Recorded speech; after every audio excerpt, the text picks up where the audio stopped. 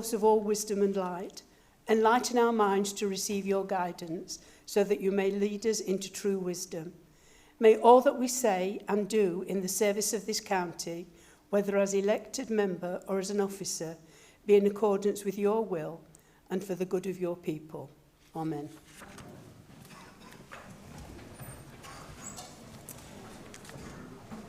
In the event of having to evacuate the council chamber, would everyone leave by one of the two exits at the rear of the chamber? Officers will be on hand to assist any people with disabilities. Mobile phones, may I ask all members who have mobile phones with them to ensure that they're switched off so that they will not disturb the meeting.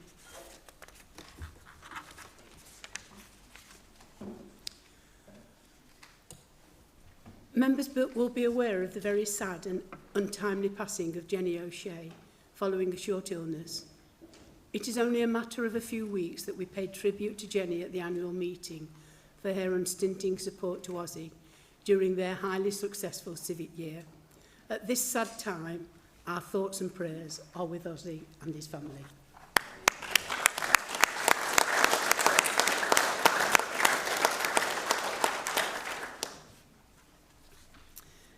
Annie White.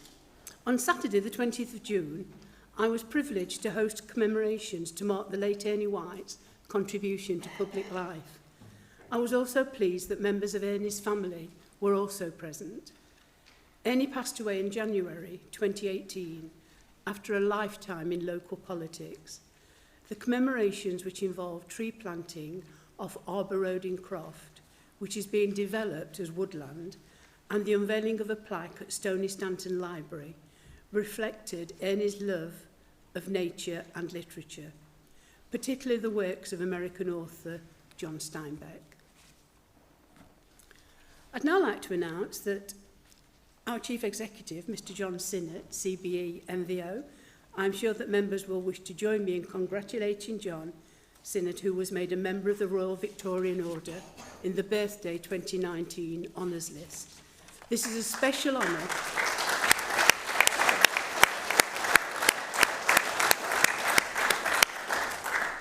This is a special honour given at the personal discretion of Her Majesty the Queen for services to the royal family.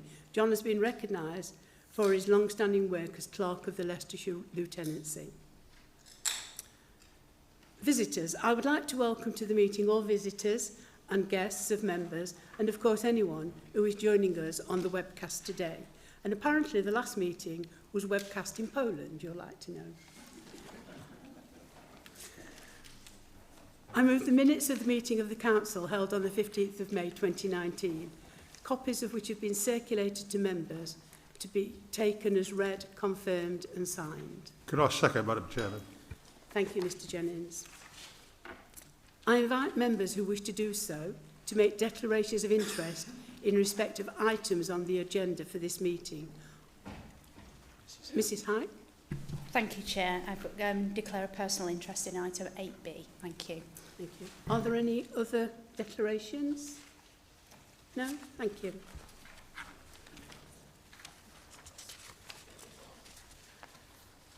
I have received notice of supplementary questions to questions B, C and D, and will now call upon Mr Hunt to put them. Thank you, Chairman. I'd just like to say that it's such an excellent answer on A that I had nothing to say, but it's well worth reading. But on B, it's the question about the increasing use of electric bikes. The answer is not about accommodating them, which was what my question was. The answer is about promoting them, which is in a sense the opposite. And we really do look to an increasing problem, particularly on shared use cycleways, of faster and electric bikes. And I would appreciate an answer on that particular question in due course, not necessarily here.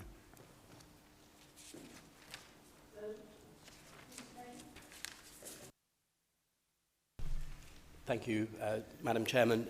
We'll send an answer out to Mr Hunt on that question. Thanks.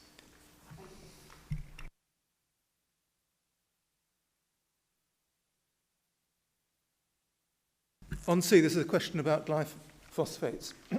This arose because The county is apparently promoting itself as using only environmentally friendly treatment in our use of weed killers and so on. And from the answer, it would appear not to be the case that we are indeed using these. So that's my caution, but the question really arising from this is, can we enforce the guidelines that we talked about with our contractors, and the contractors doing most of the weeding on roads?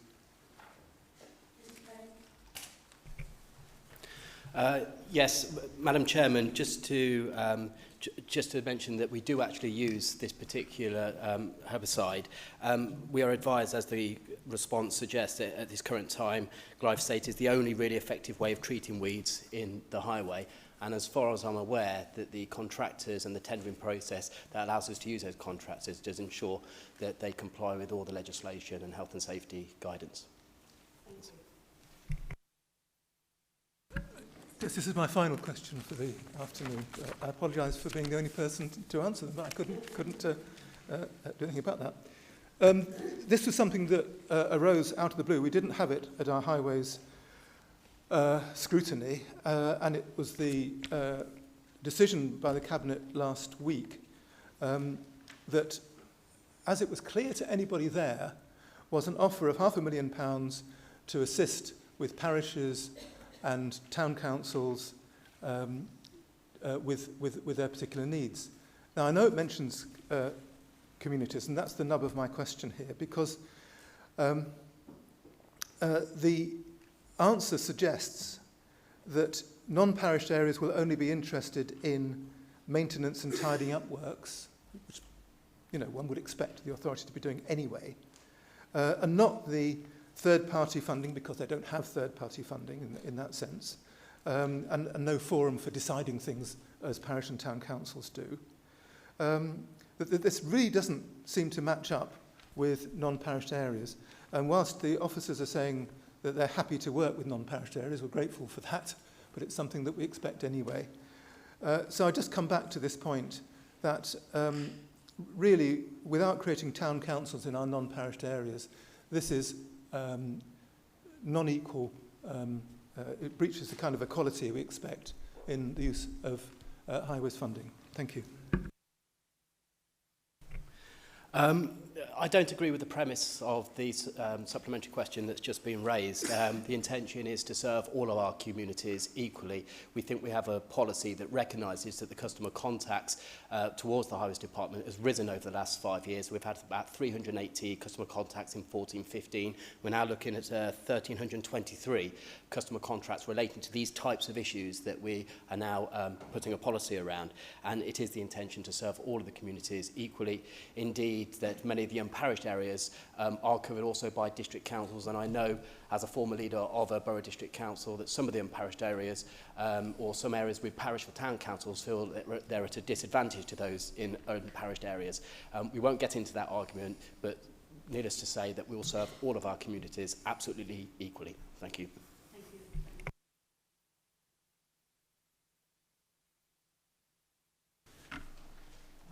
Mr Rushton will now make his statement. Thank you, Madam Chairman. It's relatively long today, so I'll try and not read it all out verbatim. However, on the LGA conference, it was really good to see delegates from all political parties there, not just district representatives, but county representatives as well. I thought it was good. It gave us good opportunities, as I say in these words here, to meet and chat and see ministers, etc. It's tiring, and the hotel we stayed in was particularly poor. But having said that, I thought the LGA itself was a good event. As it says here, the theme of the conference was councils can. So hopefully we can in the future, and it reinforces the message that government needs us and to deliver their policies and agenda. On the fourth paragraph, it says here, I was elected by the County Council's network as their representative on the LGA Conservative Group Executive, which is quite useful to be there. I also know James Jameson and obviously Izzy Seacombe very, very well, so that will also help us in in lobbying through the LGA for the benefit of Leicestershire. I was also, it doesn't say here because I missed it off, I was also elected as Vice Chairman of the County Councils Network, and again that gives us good opportunities to influence people in high places. The two Tory candidates turned up for the hustings, Boris and Jeremy. It was good and very well attended. I understand, Simon, that Joe Swinson and Ed Davey were also at a group meeting of the Liberal group down there. And as I say at the bottom here, whichever one of them wins, I mean, as you know, I'm a Boris supporter. What we've got to do is get on and deliver Brexit, because until we've delivered blooming Brexit, everything is being held in abeyance.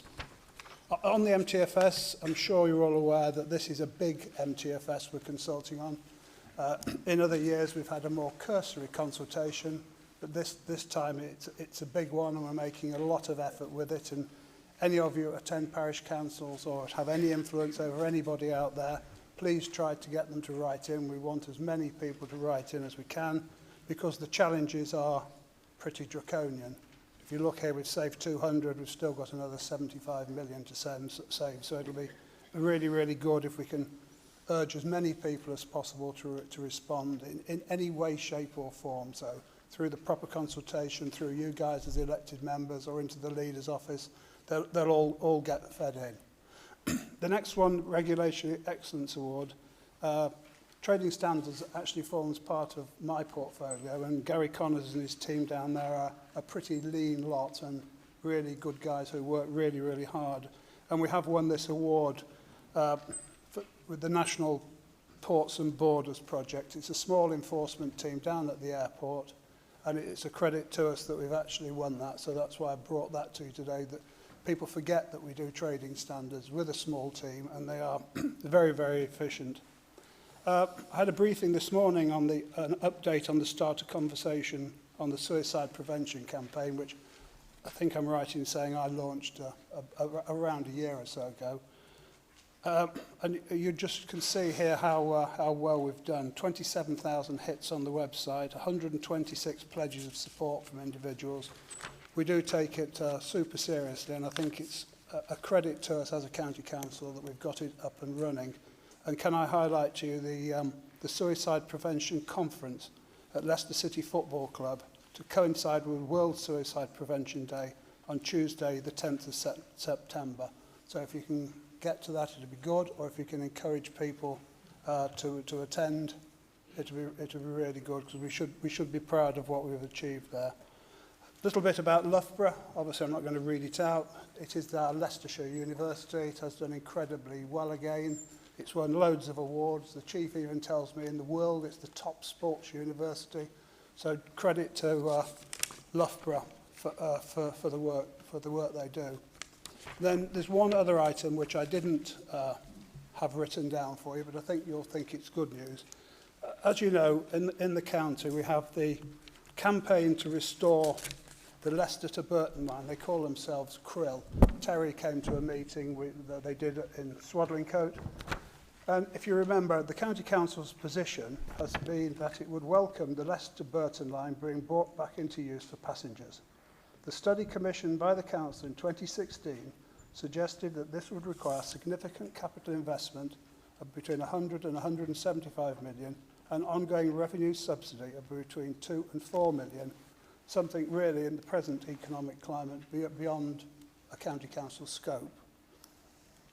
In 2017, the government's strategic vision for rail policy paper supported further lines being reopened, provided no new government funding was required. And I think when they talk about that, and when I met the rail minister in Leicester through Midlands Engine stuff, what he said was, even if they come up with money for capital, the thing that really scuppers it in the government's eyes at the moment is its ongoing revenue contribution to run it. So we'll have to see whether or not that is true. But recently, HS2 has announced that it intends to build a temporary 7-year railhead at Ashby-de-la-Zouch to connect with the Leicester Burton line, with the site to be returned to its original use once HS2 construction is completed. Now, I think they're going to have to spend quite a bit of money on that railway line to bring stuff into this huge 7-platform terminal at Ashby. because every single thing that an HS2 train runs on is heavy stuff. So it's got special ballast, special sleeper, special track. So I don't think that the amount of trains and the weight of the trains would run on the line as it is. So there could be some upside in them building that at Ashby, although if you live at Sinope you won't think so, but there might be a bit of upside on there. I believe that the County Council should continue to press the case that the Leicester to Burton line should be upgraded as part of the HS2 construction plans. This will require commissioning a new study and a new business case. Discussions have recently been held with representatives of CRIL, if I just use the anachronism, which is a politically neutral community voluntary action group, and they were advised that the County Council was willing to contribute funding to support a study on the basis that other local authorities along the line would also do so. Now, what we don't want to end up, as the leader of Leicester, is constantly be blamed that the Burton to Leicester line isn't being delivered because it's blaming Leicestershire alone. So I've said that we will contribute £10,000 as an upper tier authority, so long as Staffordshire, Derbyshire and the City Mayor does. Now, I've had informal chats with SPS in the City, and he says he'll contribute. So that would give them 40,000. And then if all the other districts along the line, which would be South Staff, South Derbyshire, North West, probably Blaby, all the way it runs in, give 5,000 each, that would get them up to 60,000, which would then enable them to commission a brand new study of their own, so they don't constantly say our one from years ago was wrong. The other thing we can also do is invite them in here to discuss it, or with the consultants that we originally used. So if I was a member of CRIL, I'd think this was really, really good news. It certainly helps them. It certainly shows we're willing to put some money where our mouth is, so long as other people join us. And then finally, on John's award. John's got it because of obviously the good work he's done over many, many years with Her Majesty and the Lord Lieutenancy. But we mustn't forget that we should take some of that credit, because we are one of maybe the only county council in the country that still supports the Lord Lieutenancy. So John gets it, but we should take some credit, and I think it's something we should certainly carry on doing, because it shows us in good stead, and it shows that the people of Leicester appreciate the monarchy. Thank you very much.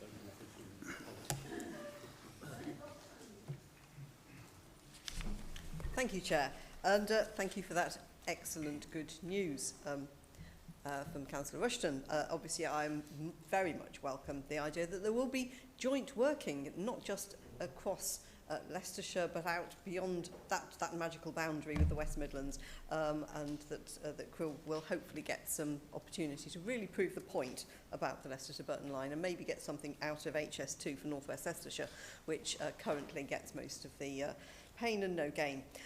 It was also very good to be at the LGA conference, which is it doesn't just show that councils can, it shows that councils can work across party boundaries and challenge government failure. And one of the issues that came up frequently in the meetings that I attended was there is still no social care green paper. The only social care green paper is the one that the LGA has written in a cross-party way. And I also attended the launch of the Climate Emergency Network, who are hoping to become an official body of the LGA and will therefore have support in the future for that. Yes, we obviously clearly welcome, John Sinnott, your royal approval. I think that's just the idea of being Royal Victorian. I just think that's just so wonderfully anachronistic. There you go. And yes, the LGA. I've noticed in your written paper that you said very soon there will be a new government and a new approach. Oh, I do hope so. I hope it's ours. That would be lovely, wouldn't it? I think we'd be very different. Yes, the MTFS consultation, I've been encouraging people on my social media account to fill that in. I do feel it's a kind of what would you like to cut next? Okay. And you know, one of the things that comes to my mind, and thinking about the suicide prevention campaign, there was an editorial in a recent British Medical Journal which pointed out that there is slowing life expectancy due to increased mortality in older women and men. And the researchers are calling this deaths of despair. And they see it as due to increasing social isolation and cuts to services. And I think that this is where we do need to keep challenging through the LGA the lack of fair funding across local government. And clearly I too welcome Loughborough University's being ranked 4th and the Guardians University League. I only ever worked there as a GP. I never actually went there as a student. So I'm not a true alumni, but I have a very soft spot for that place, and particularly for their work with sport. Thank you very much, Chair, and thank Councillor Rushton for his report.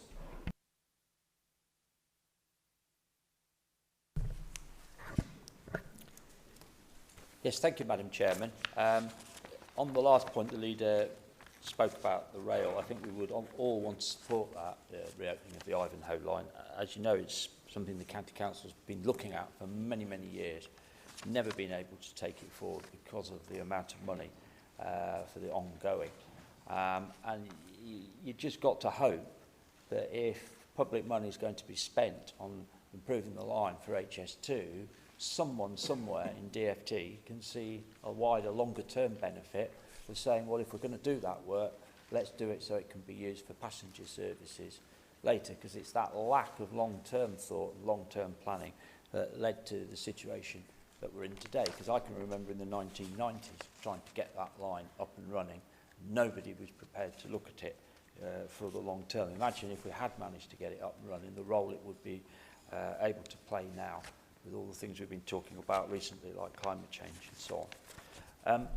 I really wanted to focus, I think there's a common theme to both the LGA conference and the MTFS consultation referred to in the leader's report. Now, this year I didn't go to the conference, but it was quite interesting because if you're not there, you hear how it comes across in the media. Both locally it was picked up and nationally it was picked up. And the theme that was coming out consistently, which I assume the LGA was promoting from Bournemouth, was the funding, the crisis facing local government in terms of funding. And it was really, there was a report out that week by a select committee about social care, saying we still haven't got the green paper, that elderly people are not getting the care they need and deserve. Mr. Hunt tells us on the radio the morning he has a plan for social care. Well, if he has a plan, why on earth doesn't he put it on the table? Why are we still not seeing, as Dr. Iron says, the social care green paper? But looking at our MTFS consultation then, I do worry, because what that is having to prepare for is the possibility that the spending review doesn't result in a significant change of funding for this council and indeed a number of others. And the picture being painted in there, as referred to, is extremely depressing and gloomy. It's going to the places that the deputy leader has consistently said he doesn't want to go and he doesn't want this council to go to, in terms of having to find further cuts. And I just think we should reflect on where we are at the moment. You know, we've got the very important email from the Director of Environment and Transport last Friday, having to reinstate temporarily the SEN cuts that were made by the Conservative group over there, because it's gone to JR and we don't know what the outcome of that is. I think we need to reflect on where we are at the moment and the very, very tough decisions that are being highlighted in this consultation if we don't get a better deal from the spending review and money from the government, the new government, as it will be in a couple of weeks, Chairman. So I'm sorry if I sound depressing about this, but the message that came out of that conference consistently was that we are facing very, very tough situation with funding in local government, particularly adult social care.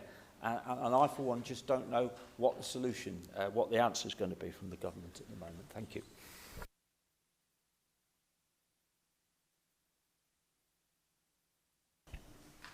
Thank you very much, Chair. Yes, I think Mr. Rushton's been reading my petition from 2007 and the actions that flowed from it. The only question is, what's he been doing for the last 11 and a half years? The whole thing's got more expensive, of course. And if you'd read a bit further, you'd have seen that partnership working would have been the way forward in terms of funding that subsidy. And of course, that spreads the cost. And if you taper it, eventually that comes down to a manageable level. Yes, it's expensive as first, because the passenger usage builds up, and of course it becomes much more cheap.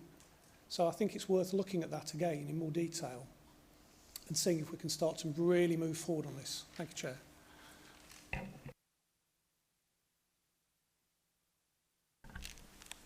Thank you, Chairman. As highlighted by the leader's statement, since the launch of the Start a Conversation Suicide is Preventable campaign, the response to the website is astounding and shows the amount of help and support that is now being sought. As the statement says, we are working with Loughborough University and the Leicestershire Partnership Trust in various events and also in producing a training video for all mental health staff. We're working with De Montfort University, where a conference was delivered in May of this year, which was based around the learning from when young people take their lives. We are doing great work with the Rural Community Council in delivering suicide awareness training sessions and also looking at innovative work, including helping coffee shops and also develop a coffee shop which is mobile that can travel across the LLR, holding events where needed with the lonely and the elderly. We are talking with the survivors of bereavement by suicide to understand and help shape both support required and the service going forward. I'd like to assure members that Leicestershire County Council as an authority with its officers and its members is fully committed. Indeed, the current Leicestershire Substance Misuse Strategy, which is now out for consultation, a priority 4 has the commitment to reduce ill health due to mental health issues, including those caused by suicide. And this is linked to the Start a Conversation campaign and taking this forward. Finally, a new suicide bereavement support service will be launched on 1st of October, and details will be shared with members at a members' briefing as soon as possible in the autumn. Thank you.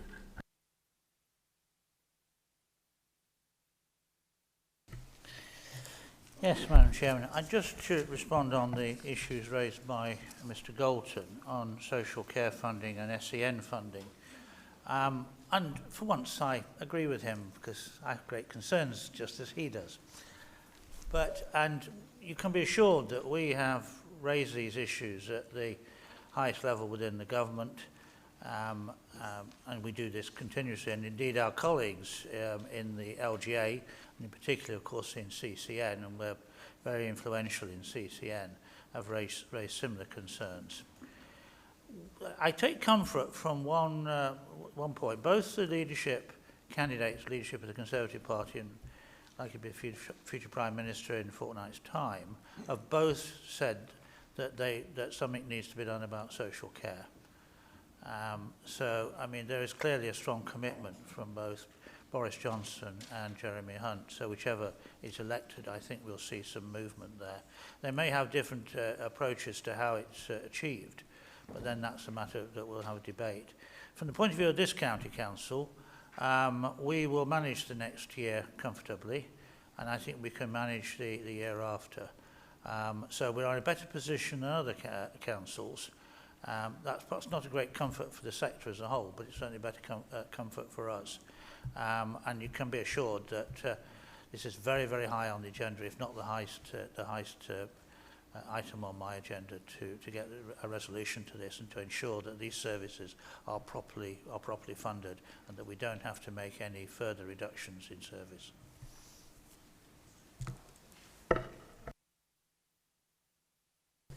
Thank you, Madam Chairman. Byron's answered the question about funding. Obviously, we are in a difficult situation, but because of our good work in the past, well, not good work, but forward planning in the past, we can survive for the next couple of years. But after that, it will be disastrous, and it's not just us. We're a well-run council, so you can imagine the state some of the others are going to be in, and there are out there some pretty poorly run councils. So thanks to Byron and the cabinet members here who every meeting they have with their directors have to look at savings, have to look at absenteeism and things like that. We are okay for a couple of years. On Krill, thanks for your support. Terry and Simon. And don't forget, Sean, we're not going to be reopening the railway line ourselves. What we're doing is recognising that Krill is a good little organisation with some good people on it. 3 members of Parliament turned up to the meeting in Swaddling Coat, I know they're having another one in Colville, which I can't attend because I'll be in London. But I think if everybody steps up to the plate like Leicestershire has, that's the other upper tier authorities, and the only one I've actually spoken to is SBS, that will get them 60,000. They should then be able to do another good piece of work, which they've commissioned, and they should be able to believe. And finally, thanks to Lee Brecken, who is delivering on our commitment to suicide prevention. Thank you. Aldo's going to do his position statement. Thank you, Madam Chair. I'd like to start with the Children's Innovation Partnership, which those who are on the Children and Families Overview and Scrutiny Committee are probably more informed about than anybody else in the Council chamber.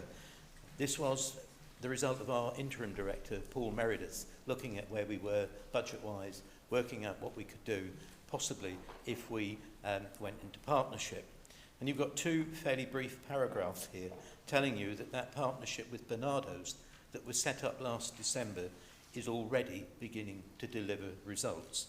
You've got one that refers to the money that's come from the DFE for 4 weeks of free activities and healthy food for 2,500 children over the summer holidays. In addition to that, there are another 8 areas of progress at the moment. I won't go through all of them. 1 or 2 are rather tenuous. But the second one is the engagement and the delivery of Barnardo's independent child trafficking advisory team for foster carers, so that we enhance foster care provision in the authority and sensitise those people to the potential of having fostered a child who may have experienced trafficking in their very short life. CareTech has also been commissioned by Barnardo's to undertake an evaluation of Welland House. We as a Cabinet took the view nearly 2 years ago that the appropriate place for young people to be was in a family setting. And therefore running children's homes wasn't desirable because it's much more of an institutional setting. Whether that's feasible with all children, I hope that review will let us know. A major contribution has been from Barnardo's towards a relatively new concept, Chair, called Adverse Childhood Experiences, which I know figures in the Safer Communities Strategy Board and also in the Health and Wellbeing Board as well, which indicates it's a concept that's come in, which is going to spread and have ramifications over the forthcoming years. What you haven't got in front of you is the fact that our partnership was shortlisted as a finalist for the Go Awards on the 30th of April, and under the category Innovation in Procurement, and Leicestershire and Barnardo's staff attended, we were one of 2 submissions highly commended in the innovation category. There is an awful lot of interest in the innovation of this council in working with a charity to look at how we deliver services in partnership. And last week I had the privilege of meeting with the Chief Executive of Barnardo's in a meeting to look at where we were, and we face some quite strong challenges as to where we will go in the future and how they account for their investment, which I think we answered relatively successfully. Again, another approach that's come in, and this has bearing on the comments made about the need to save, but it also has bearing on the aspiration that we have for young people to enjoy a family life, not an institutional life. I'm referring to MISSL. MISSL is partnership working. It's social care, birth families, foster carers, education, and children and adolescent mental health services. We've got shared vision and goals. We are developing mutual respect and trust, which is something that I've tried to promote and I think has been responded to by you all in terms of how we look at children and young people. And certainly when we had a peer review from Nottingham City, one of the strengths that we were told was the fact that we focus on the needs of the child and not on political point scoring. It's child-centred. Now that again has only been in operation for a short period of time. And so I can only deal with small numbers, but these are those numbers in detail. 1 young person has returned home from residential to their birth family. 2 foster placements have been prevented from breaking down. One was step down from residential to foster care, which is progress. One was step down from residential care to supported lodgings, because at the end of the care system, either you can look after yourself or you can't, and you need help in terms of the support that you get when you move to living independently. And 4 young people in residential are ready to move into foster care placements. I'm really pleased with the outcome for those individuals. There is a saving. It is not hundreds of thousands of pounds, taking the cost of the missile work out. So far we've saved around £70,000. What is much more important is that we're giving young people the chance of, for want of a better phrase, and if you want to criticise me for using this phrase, feel free, a normal type of family life. And I'm very proud to be associated with that. And then finally, the virtual school, it speaks for itself, doesn't it? The paragraphs are here. They record how they're working, where they're working.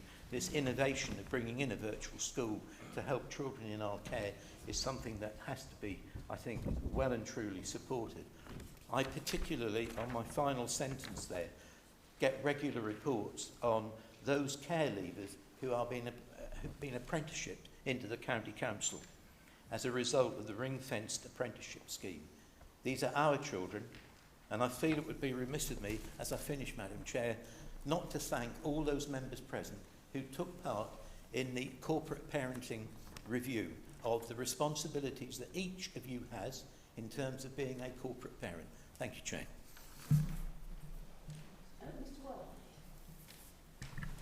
Thank you, Chair. I'd like to thank Ivan for his position statement, but I particularly want to talk to the missile item on there. I think Ivan perhaps is a little reticent over the savings that might be made in this area. Some of the costs associated with residential care, particularly specialised residential care, are eye-wateringly high. This is one occasion where we can use the phrase win-win in a true way, I think, in that we have children here which we can put in more suitable accommodation. They should be with family settings, and we can save money. Now remember that residential costs continue year after year, whereas input work from partners is over a shorter period. So the potential savings in the long run are much higher. So I think this is excellent news and a great thing that we're providing for the children of Leicestershire, who often are those with the most troubled behaviour. I just have one little fear, and maybe Ivan could perhaps allay my fears. A little bit of caution. Is there a risk? Some of these young people will have very troubled behaviour. They'll have had very, very difficult backgrounds, often been subject to abuse, child sexual exploitation, showing highly sexualised behaviour. We need to be concerned about this. If we don't get it right, using the correct level of foster carers, there's a real risk of a breakdown of the placement. That could be even more damaging to the child in the long term. So all I want to ask of Ivan is, has he made sure in place we've got the necessary checks and balances to make sure that we do this as safely as possible? Thank you, Chairman.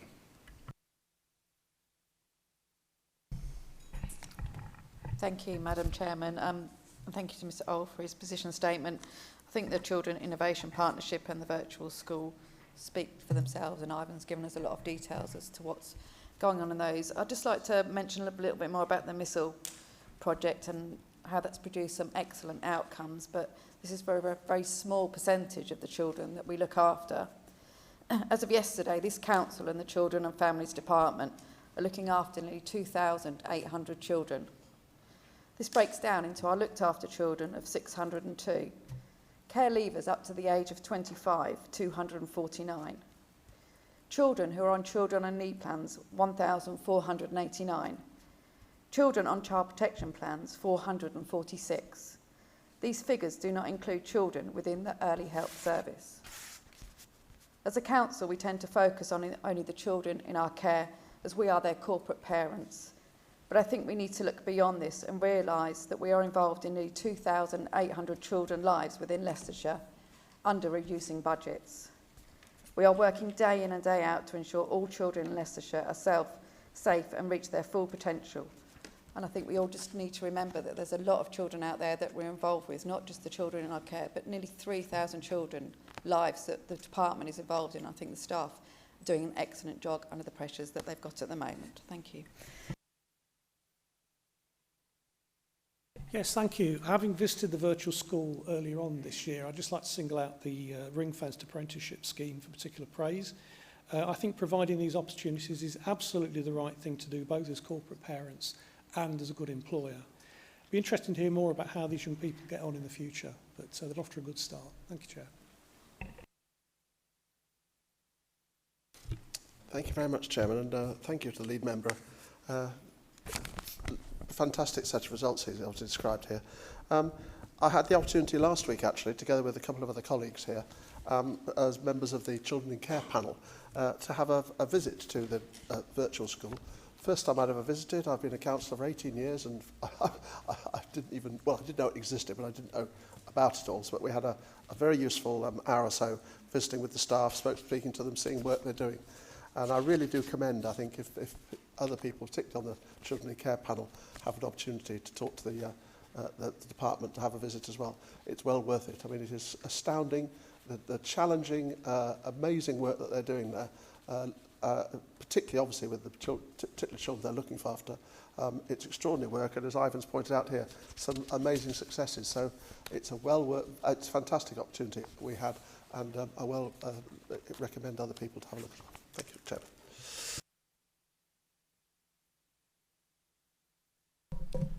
Thank you, Chair.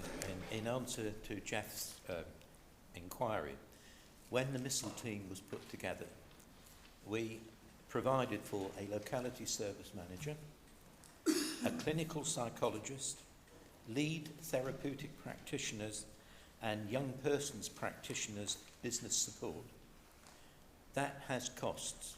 Now, I could have done the flannel trick of saying, hey, we've been brilliant. We've saved over £400,000.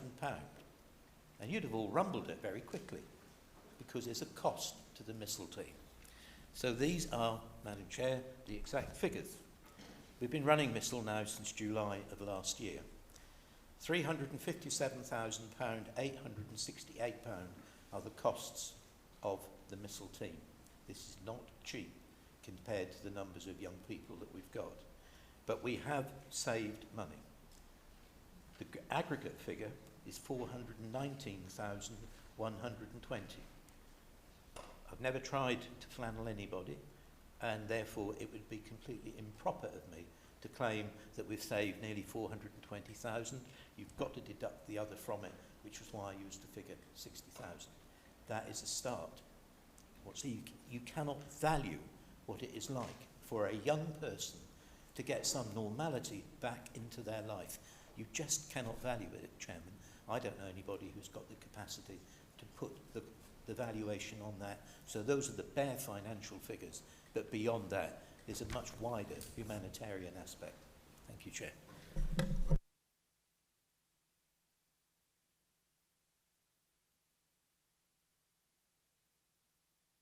Mr Rushton. Thank you, Madam Chairman. I'm pleased to move the planning obligations policy. I refer to it in my own mind as the developer must pay policy. This is a hugely important document, as it will make sure that we get the funding due to us for schools, roads, social care, libraries and waste management facilities. What we don't want to see is communities built in... What we want to see, is communities built in Leicestershire, not housing estates, that go on for miles and miles with no social and community facilities and no schools. It is essential we get the appropriate contributions from developers, which will help to secure sustainable development and transport links. As we all know, Leicestershire faces major growth over the next 30 years, and the planning obligations policy will make sure that we get the essential infrastructure and support services to support this growth and meet the needs of the communities that we represent. Without this policy, there are serious, and I'm sure Byron will follow up on this, serious implications for the Council's finances. We simply won't be able to provide the schools and the other infrastructure that communities need without developer contributions. it really, really is important that we all support this document and we all go away from this county council to our borough councils and encourage all our members, whether they're members here or not members here, that they must not pass stuff, houses, without getting in the contributions. People expect them, people deserve them. We cannot just have wall-to-wall houses with nothing. So I'm very, very proud to move this policy and hope you will all support it because it is absolutely essential for Leicestershire going forward. Madam Chairman.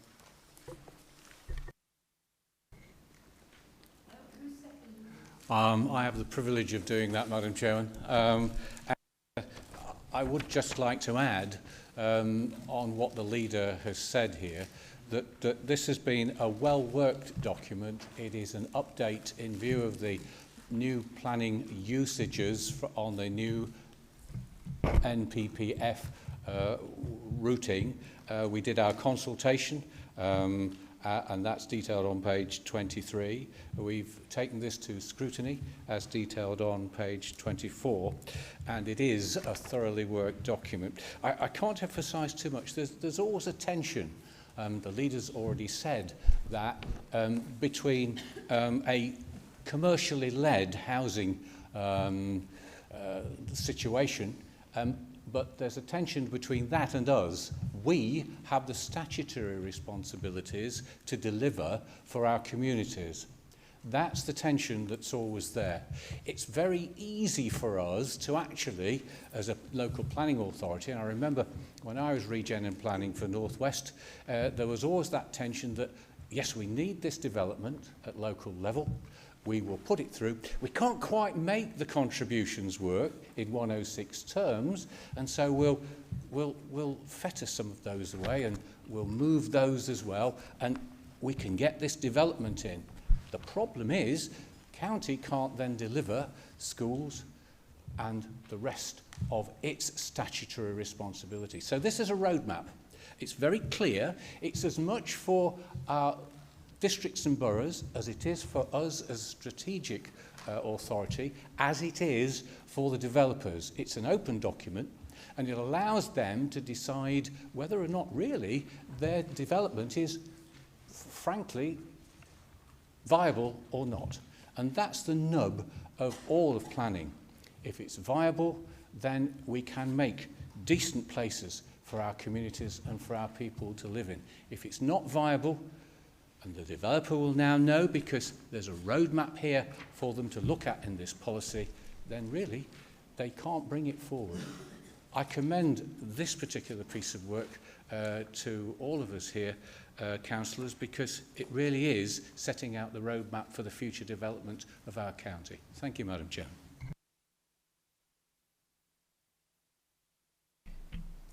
Thank you, Chair. And I'm sure that all members of my group will be supporting this very important document because this council are doing their best to defend our communities from unfettered development. And thank you, Councillor Pendleton, for all that you have said there about the importance of our relationship with the district councils on this, because we are having to write this document because there are limitations to the NPPF and because we are under pressure. The LEP, the districts, the developers, they all benefit from economic growth in their area. And the trouble we have with the NPPF is that some of these developers are multi-billion-pound industries. We've talked about housing, but industry also. And they can get round some of the limitations of a local plan by saying, but there's a need and a demand.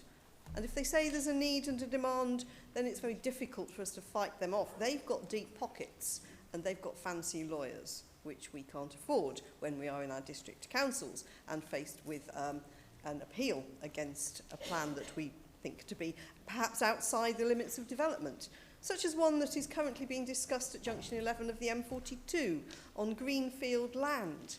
2 hours by public transport from Measham, Tamworth and Colville, about 16 minutes by car in a district area that has the highest use of needing to travel to work by private car, at a time when we have both councils have declared a climate emergency. So one of my caveats for this document, which we clearly support and need, just like we need local plans, is that it is to an extent weak. And that if County Highways doesn't raise concerns about developments such as the one I have described at the planning stage, as I understand they have not, why should developers feel obliged to do anything but sign up to the odd travel plan that we have already raised concerns about as councillors here? And of course, we have at the Scrutiny Commission raised concerns about viability as the ultimate get-out clause, and situations have been of concern, such as being left £40 million short for the Melton Distributor Road. So yes, we will be supporting this document. It is completely necessary, given the current state of the National Planning Policy Framework, but perhaps the new government that we've been promised, especially if it's ours, would do things very differently. Thank you, Chair. Oh, thank you, Chairman. Yes, when I first looked at this, I felt it was a bit dull, but Councillor Pendleton's breathed some life into it, and so has my colleague, Dr. Eynon. Basically, this is an excellent document, but behind it, really, it's a manifesto for unitary status.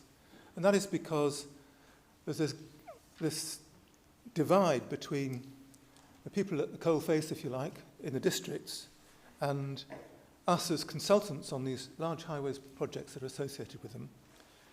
And although what we have to say here is a material matter in this planning authority when we work on the things that concern us in minerals and waste and so on, it's not, as I understand it, a material interest necessarily on district councils. And one of the big problems in planning is that we put forward schemes as local councillors, district councils, whatever, making all sorts of perhaps reasonable promises about, particularly about traffic and roads. And in the end, we don't always manage to meet those promises. And that introduces a lot of discontent and cynicism amongst the public. So it's a really important area. And there are several ongoing, and I think Nick Rushton's drawn attention to this in his Leicestershire Matters, where we have a number of developers working with us to create distributor roads, as in Melton, roads up to the motorway in the case of Loughborough, and no doubt Lubbersthorpe might have been one. I'm not familiar with that.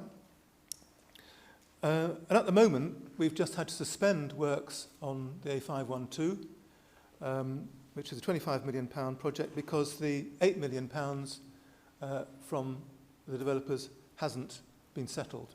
It's only in principle. These are really big things. It did occur to me when I was thinking about this, really, if the large developers have got excellent teams focusing all the time on these kind of problems, why isn't it that councils can't get together with shared services and have really excellent teams too? That's just one of these things you think about in the bath and then probably aren't practical. Thank you.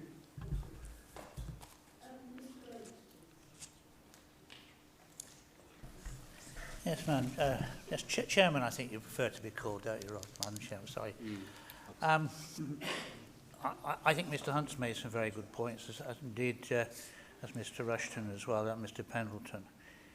Look, we are in a particular situation in this country where we need a great many more houses than we've built in recent years. The great house building after the war took place largely with borrowed money, which the government then passed on to provide to build more council houses and that sort of thing. In this period of time, we're having to meet pent-up demand, which has resulted from the very high levels of immigration in the last 10 or 15 years, and of course the demographic changes which are taking place in the population, where people are living longer and staying in their house longer, creating greater demand. And those are the drivers for to build so many more houses than in the next few years than we've seen in the past. Now, the new version of the MPPF, I think, sets out what's needed and provides the framework for getting the houses built. but doesn't provide all the means for ensuring that actually the financing is there to make it happen. The root problem of this goes back to the value of land. Land with planning consent for house building with no conditions attached to it can be many hundreds of thousands of pounds an acre. Land without planning consent, which is just pure farmland, can be as little as £8,000 or £10,000 an acre. Massive difference in that. The uplift, if it is an uplift, is the decision made by the planning authorities in in Leicestershire, that's the district councils and borough councils, by giving planning consent to build houses on that land, on that farmland. And if the developers who come along to do it then pay over the odds for that land and pay a considerable premium to the owners, then that money goes into the pockets of the owners. And I know owners of land where this has happened, and they've gone out and bought an Aston Martin on the proceeds. And others have started to buy holiday homes in Spain and elsewhere in the world, and have done very nicely out of it. So farmers get rich. Not all of them, but some of them do as a result of this. But the truth is that the increase in the land is not due to any effort by any individuals who own the land. It's due to the planning consent. So we do need a change, I think, and this is my personal view, and I'll express it here. We need a change, actually, which is at a national level in the law, which recognises that there has to be a deal between the landowner and the local authority and the public interest. And that it can't be done by the present system, which is simply on the basis of Section 106 contributions, SIL contributions, and so on, as we have at the moment, because it's not sufficiently powerful. And we find ourselves in the invidious position where a planning authority or the planning committee of a district or borough council is placed in the position where they want to give consent because they know the houses are needed in a particular location. And the developer comes along and says, well, you can have a contribution towards the education, you can have a contribution towards the highways and a few other things, but you can't have the affordable houses which you desire as well because the site isn't viable. Why isn't it viable? Because they've paid too much for the land, or they've promised too much for the land. This can't go on, and there has to be a change at a national level. What we set out in this paper is what this county council judges we need to be able to facilitate these developments. So now we have to take the case further than that, and we have to do it in cooperation with our district and borough councillors. And it is true to say, as Mr Hunt says, that if we were a unitary council, well, we would have all the decisions in the hands of one council. Well, we haven't. We're two-tier arrangements, so we have to do things in cooperation. And it is a great sadness to me when I talk to some borough and district councils and they say, well, the problem of providing education isn't ours, you know, it's yours. Or the problem of providing this particular highway isn't ours. It's a county council problem, not ours. It belongs to all of us as elected members working together. And if ever there was a need for the two tiers to work together properly, this is it, and it's on this. It's because we will not deliver the housing and the local plans throughout this county unless we do get that level of cooperation. Thank you, Madam Chairman. Thank you, Chair. I shall be supporting this paper because I'm very comfortable with Appendix 3, which deals with the provision of school places. And I think there'll be one or two people sitting in the chamber who are dual-hatted, who may be uncomfortable with what I'm now probably about to say. I can't accept, as the lead member for Children and Families, that a housing development can go ahead where we don't get a penny for the local school on grounds that all the money has gone into affordable homes or social homes. We do not get funding from central government for new housing development. We get funding for demographic change. In other words, somebody has carried out an assessment of the population and worked out how much basic need funding we should get.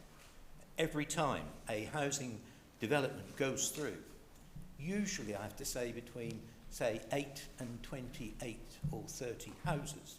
It's amazing how in some parts of the county it seems to be accompanied by, we can't give you anything for schools because it's not viable if we do so.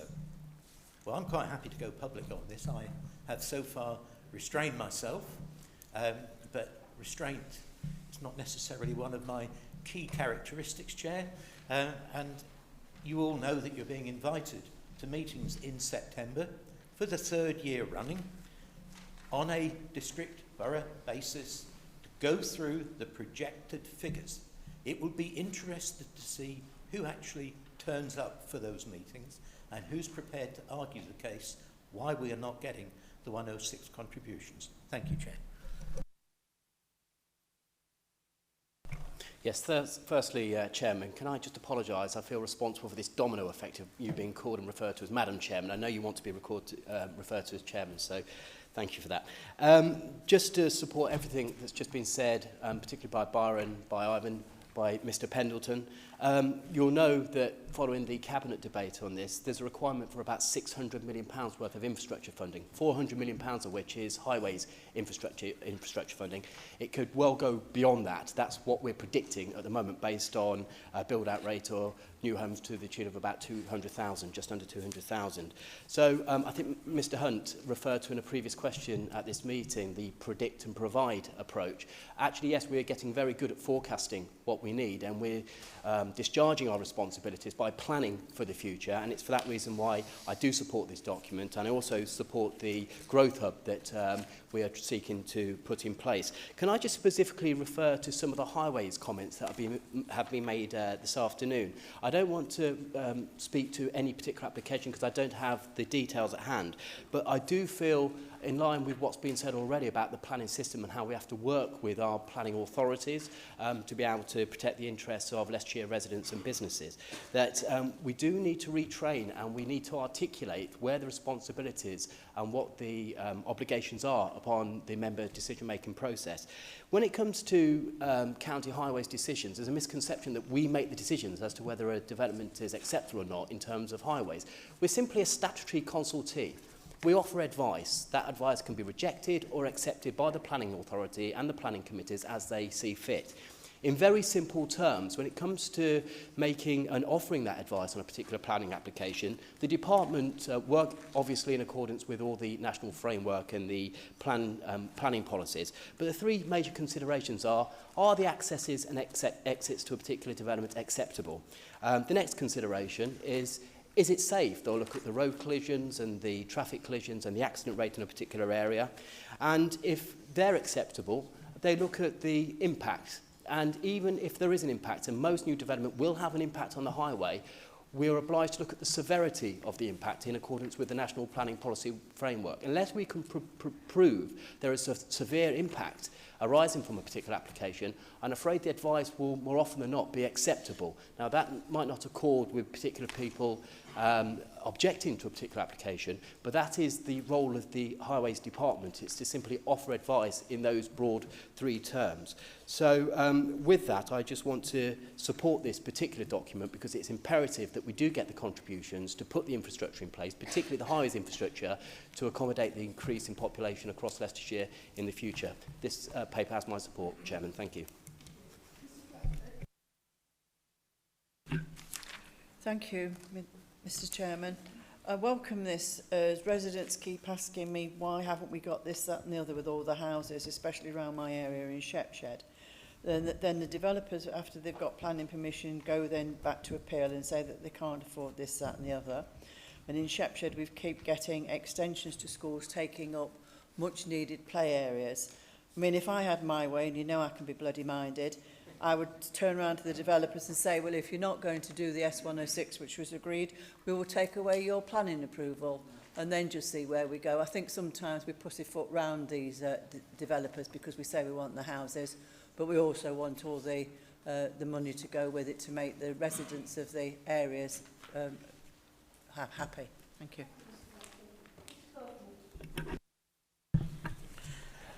Thank you. It's Chairman, is it? Not Madam Chairman, but okay. Thank you. Just a couple of comments on this particular item. I will be supporting this paper this afternoon, and I do welcome it. But there are just a couple of comments, if I may make. One is this houses and schools. In my particular area, we have a problem. We have the houses, we have the schools. But while the houses are being built, the empty places in the schools are being filled up with people pouring out of Leicester, because the city of Leicester seems not to have enough schools in the south side that attract parents. And the Oadby schools are top schools. So before local residents can get in, if they try and move into one of our new houses mid-term, the places are taken up by the children from Leicester. So until the government can help us solve that problem, Oadby's always going to have a problem, and we have children going all over the county being paid for transport more than 3 miles, going all over Leicestershire because the Oadby schools are filled up with city children. It's a system, it's the government, we can't change it, but it's a point I want to make. The other thing is talking about the action of our highway authority. I sit on the Development Control Committee in Oadby and Wigston. The perception amongst the members are that if they want any help in approving or turning down an application, it is the highway authority that don't seem overly keen to want to support what the boroughs want to do. And the times I've been at a meeting where we've wanted to approve something or turn it down and say, but the highway authority won't support you, so there's no point in doing it. And it is a continual frustration of the district councils. But certainly I will support this paper this afternoon. Thank you, Chair. Chair. No, Madam Chairman. Chair. Thank you very much. Back to Geoffrey. The Highway Authority is always in a difficult position. They have to look at an application and say what would need to be put in there to make the application acceptable. They're not in a position to act like a borough council and support you in refusing it. So I know personally it can be frustrating sometimes, but the way they look at it is almost quasi-judicial. It's if it's right, it's right. If it's wrong, do this and it's right. They don't ever say, no, you mustn't pass it. And I know it's difficult. On the Oadby school, I'm well aware of the problems up there, Geoffrey. I mean, it's weird. It is a fantastically good school. City kids do go there, a lot of them, and actually they get more money to stay in the city schools, which is then again even more annoying. So, I mean, you know, you're just lucky in a way you've got the best school in the county, but unlucky in the way that the people from the city want to go to it. Going back to the growth unit, we've got a growth unit here. Borough councils, if they want to come and work with our growth unit on delivering growth, we're more than happy to do it. We've been to see, myself and the Chief have been to see one particular district already to offer help, and hopefully we're going to be able to work together, because what we've said is we want growth, but if it does come, and it will come, it must come with facilities. And I write down here, facilities, they're soft and hard, they're schools and roads, they're libraries and waste. And if these are not provided, applications should be rejected, because existing residents will not support them anymore unless they get the facilities that go with the new growth. So I agree with everybody today who said that. So let's say to them, if these facilities are not provided, applications should be rejected, because to cherry pick, oh, I'm not going to provide a road, I'm not going to provide a school, but I'm going to provide social housing, is not good enough. They must provide it all, or they get rejected. Thank you. Chairman.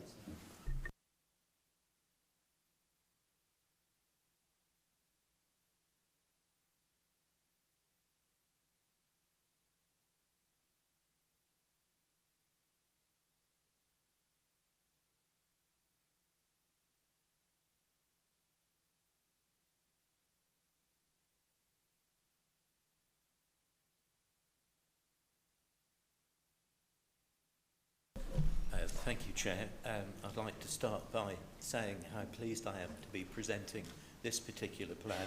We have got wonderful staff in the youth offending services.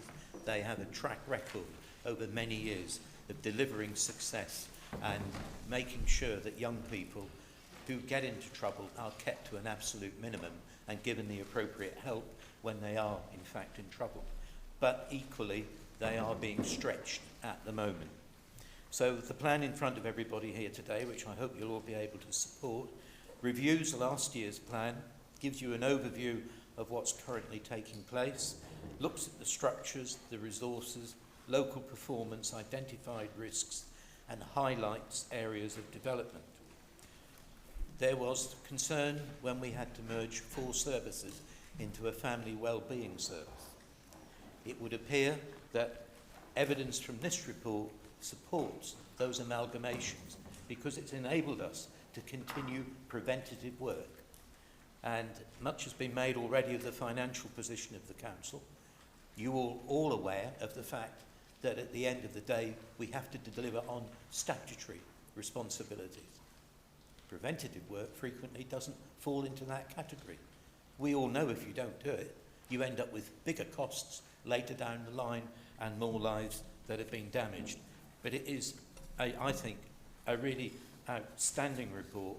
I am bothered on page 6 of this, where it says the Children and Family Wellbeing Service has identified the need to support children by the recruitment of 3 staff skilled at establishing engagement with young people most at risk. And it goes on to explain who those young people are. Those who carry knives, those who get swept up into a gang culture, those who get cuckooed. If anybody is unfamiliar with that expression, it refers to an individual in lodgings, in rented accommodation, who is maybe vulnerable and who ends up having their property used for drug-related activities. I'm really pleased to tell you that recently in Hinckley, I got corrected at a meeting by Inspector Maxwell.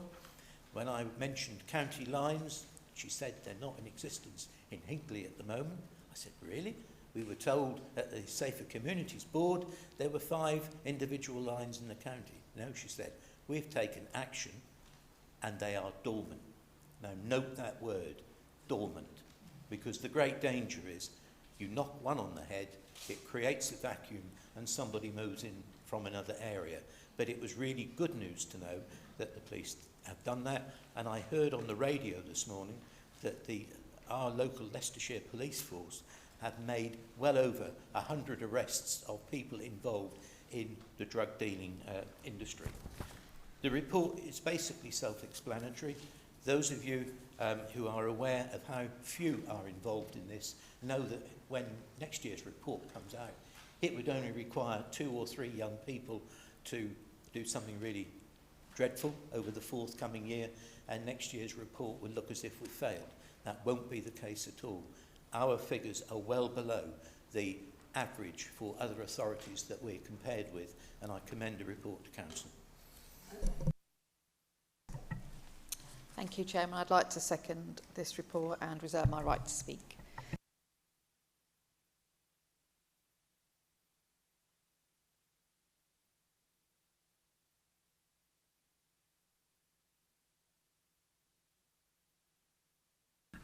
Thank you, Chairman.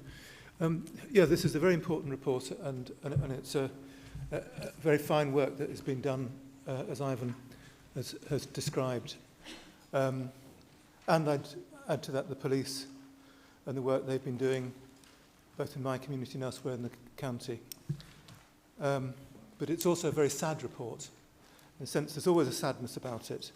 But particularly as we're talking about the exploitation of young people on the first page, and the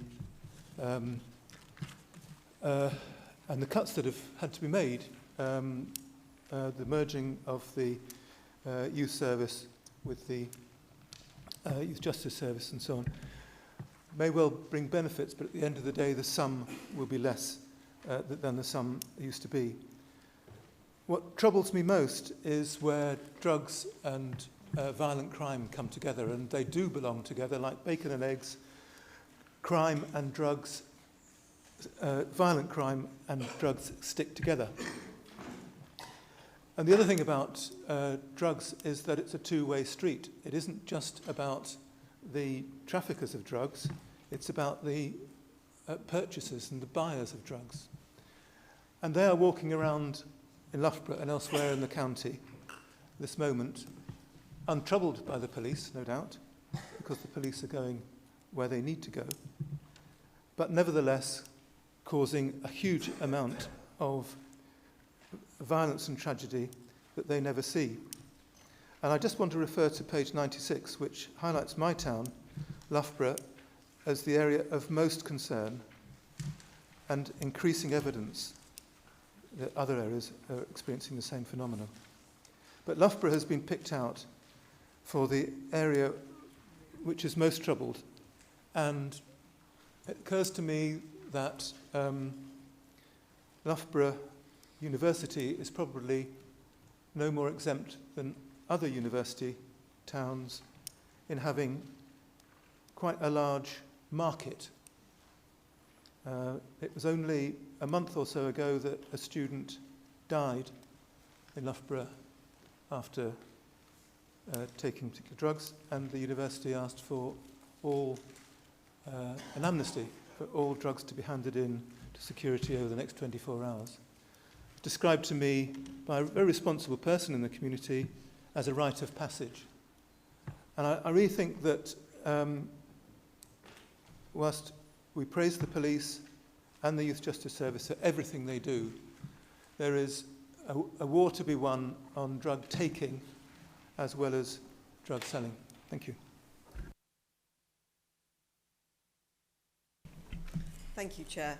And I'm sure that the rest of my group will be supporting this report, because tackling this issue is, as we have pointed out, so important. It's preventative work, preventing young people who are on the cusp of reoffending, as it says in the report.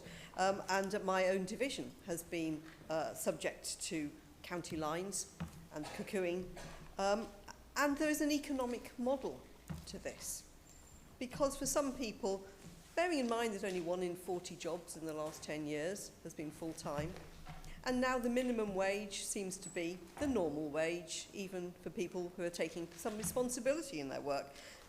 So if you're expected to live on part-time, low pay, what hope is there for you?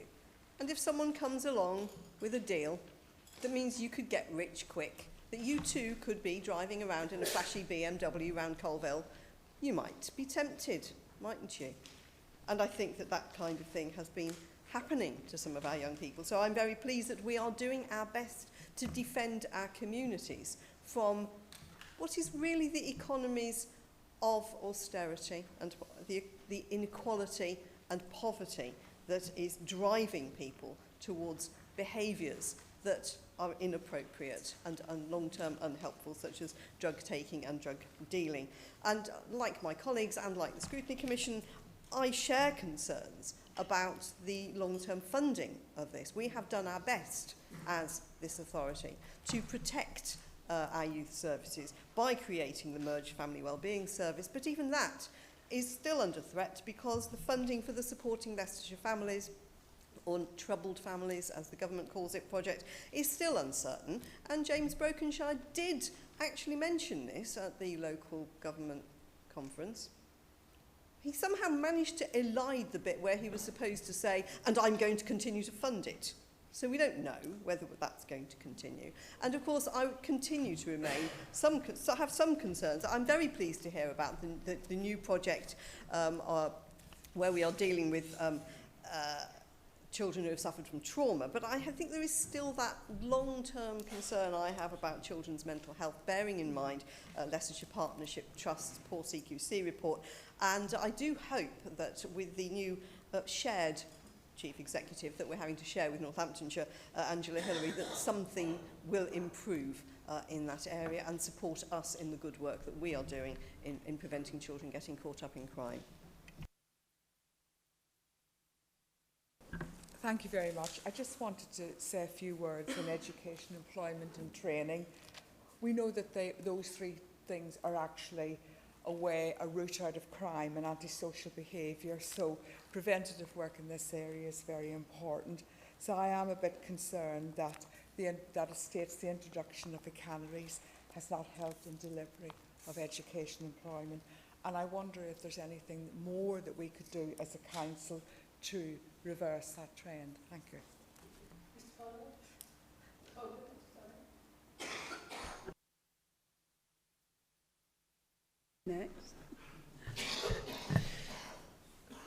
As somebody that was fortunate to assist young offenders in the 90s for 5 years in the voluntary sector, I believe that there's actually a lot of people in Leicestershire who need to be on record to be thanked for their work with young people.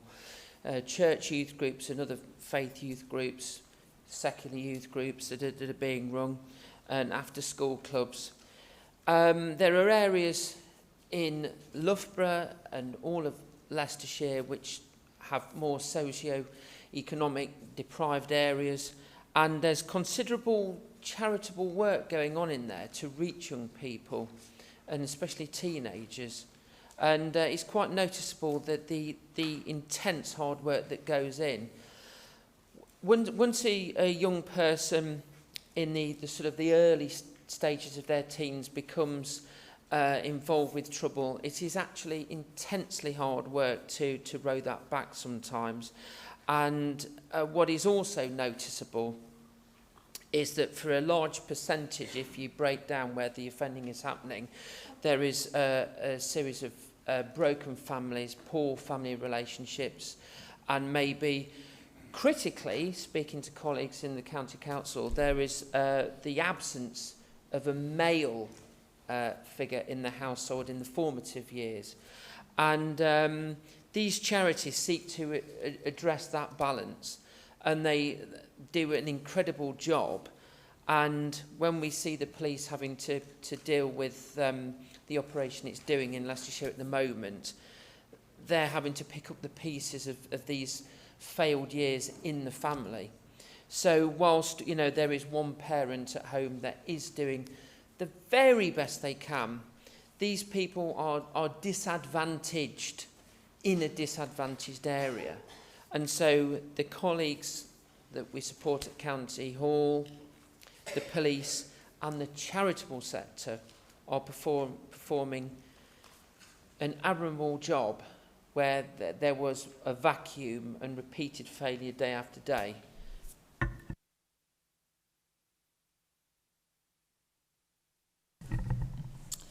Thank you, Chairman.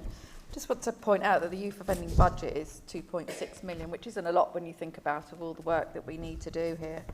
And Leicestershire and Rutland believe that intervention at the earliest opportunity is important to the effective delivery of the national objectives. And the Youth Offending Service seeks to do that by delivering a personalised approach aimed at meeting the needs of the children and young people. The Youth Justice Board has now been altered to reflect expected changes in 2020, which will define a new framework for the areas of focus for youth justice plans, such as the new national standards. And therefore, this plan only covers a year's work, so we will have some new guidelines in 2020. The Youth Justice Plan provides an overview of how the Leicester Youth Offending Service will link into partnership arrangements and deliver services in line with national requirements set out by the National Youth Offender Board. From the 1st of April 2019, the Youth Offending Service transitioned into the new Children and Family Wellbeing Service, and we've had comments made about that already, along with the Supporting Leicestershire Families, Children's Centres and the Early Help and Support and Assessment Service.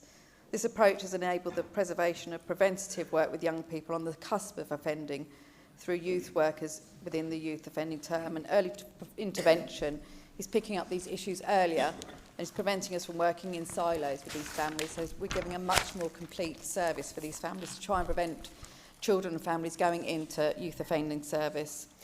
The draft plan in front of you details the youth offending service performance against the national indicators, which remain good compared to regional and national trends in relation to reoffending, first-time entrants and demand and custody rates. I think this proves that we're doing very well, but there's also more that we need to do, and we are continuing, and the staff are continuing to do that work.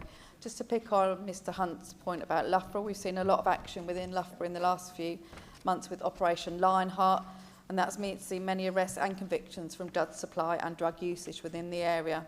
What we now need to do is to continue to work on that and build on that, to keep the pressure on these people that are supplying these jobs and cuckooing people's houses. And we need to work in partnership with the police, with Charnwood Borough Council, along with ourselves, to ensure that we keep the pressure on and stop these drug county lines from working again and keep them at bay. Thank you.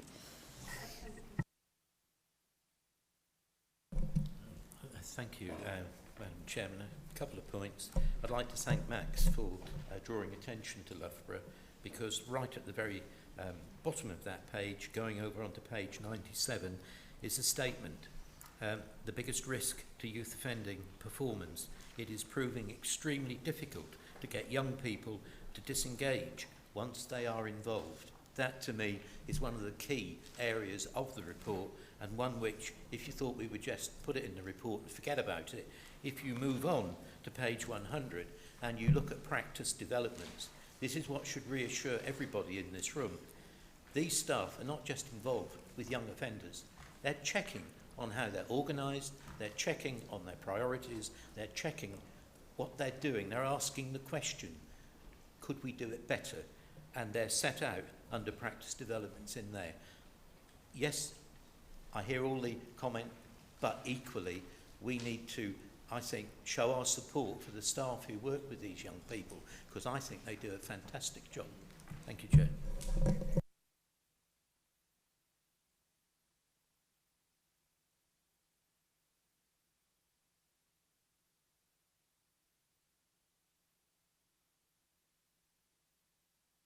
Thank you very much indeed.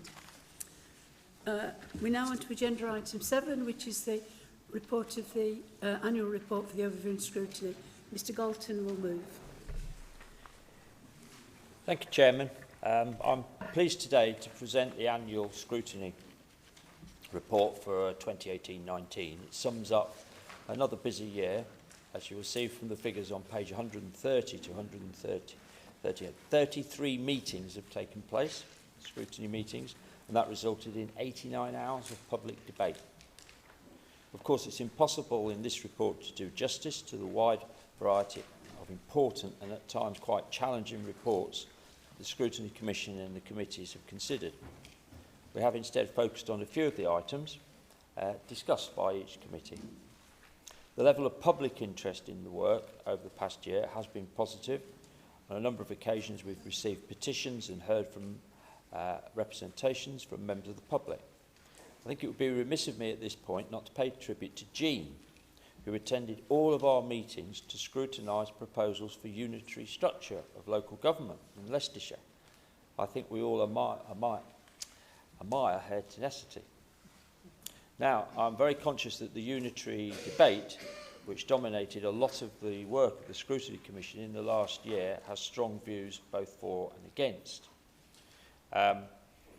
What we tried to do with this was to be proactive and hold a robust scrutiny process and try and bring some added value to decisions which will no doubt have to be made later. I look forward to seeing the suggestions that we've put forward go into the business case. I'd like to thank the many internal and external witnesses who contributed to the debate, including the leaders of Durham, Wiltshire and Cornwall councils.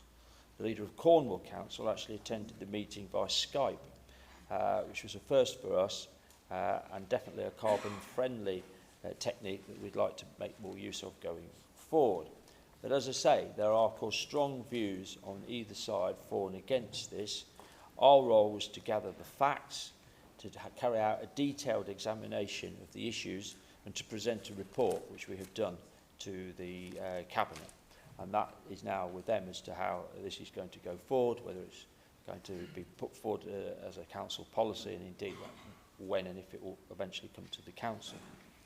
A couple of other further highlights of the work of the Scrutiny Commission include our strengthened approach to scrutinising the medium-term financial strategy. We now have early sight of the savings under the development category, which helps in terms of forward planning, as well as being able to welcome the recognition that scrutiny can help shape the difficult decisions that the County Council needs to make. We also commented on the final draft of the Strategic Growth Plan. We're pleased that it had been revised, oblique, not to everyone's liking. And we recognise that a lot of the detail will still have to be addressed through local plans.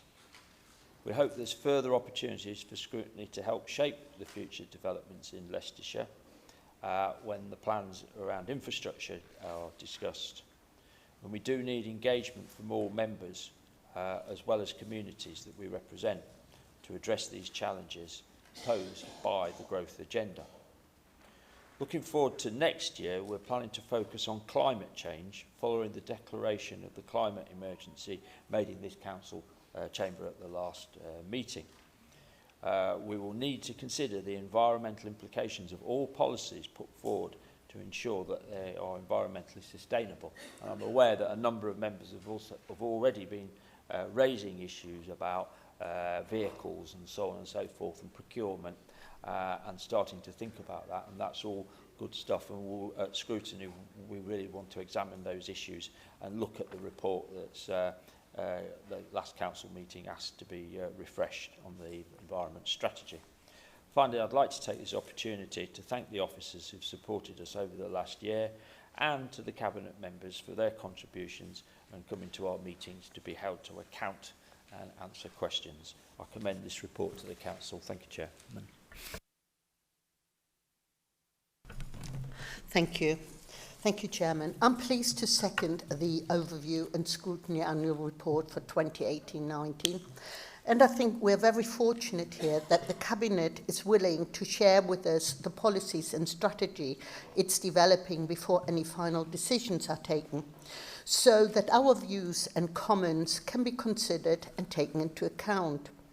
During the course of the past year, we have submitted comments to the Cabinet on 36 separate occasions. This shows the strength of our pre-decision scrutiny. I like to mention the Scrutiny Review Panel on Corporate Parenting, which took place last year and has had some really positive outcomes. I'm sure Mrs. Seaton, who chaired the panel, may have to say more about this, but I think it was a real success for scrutiny. The Cabinet accepted all the panel's recommendations, including the appointment of 3 member champions who will promote opportunities for children in care and care leavers in 3 different areas: education, training and work, housing and accommodation, and health. I think we are looking forward to seeing how these roles work and the outcomes that may be achieved. Looking forward to 2019 and 2020, a scrutiny review panel has been set up to clarify the role of elected members in relation to multi-academy trust, and to look at the effectiveness of existing processes for accountability and engagement. I expect that all members will be very interested in the outcome of that review. Like Simon, I would like to thank all members and officers who have been involved in the scrutiny process over the last year. This report shows how much has been achieved. I would also like to add my thanks to Cabinet lead members, the leader and the deputy leader, who gave up a lot of their time to help us to scrutinise the unitary proposals. I'm happy to second the motion on the Green Paper. Thank you.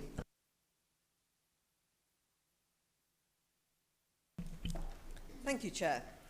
And I too will clearly be supporting this excellent document, because scrutiny is one of the great strengths of this council.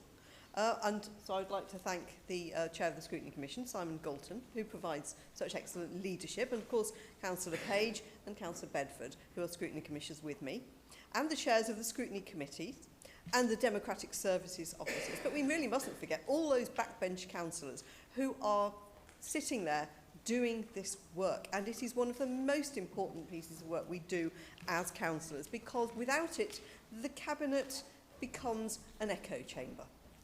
With it, there is the opportunity to make sure that this council doesn't make stupid mistakes. We can't afford to make stupid mistakes at the moment with the budget being as it is. And that is clearly there in the scrutiny report, page 117, where we still are concerned about the uncertainty, the pressures. We're saying we're going to break even over the next 2 years.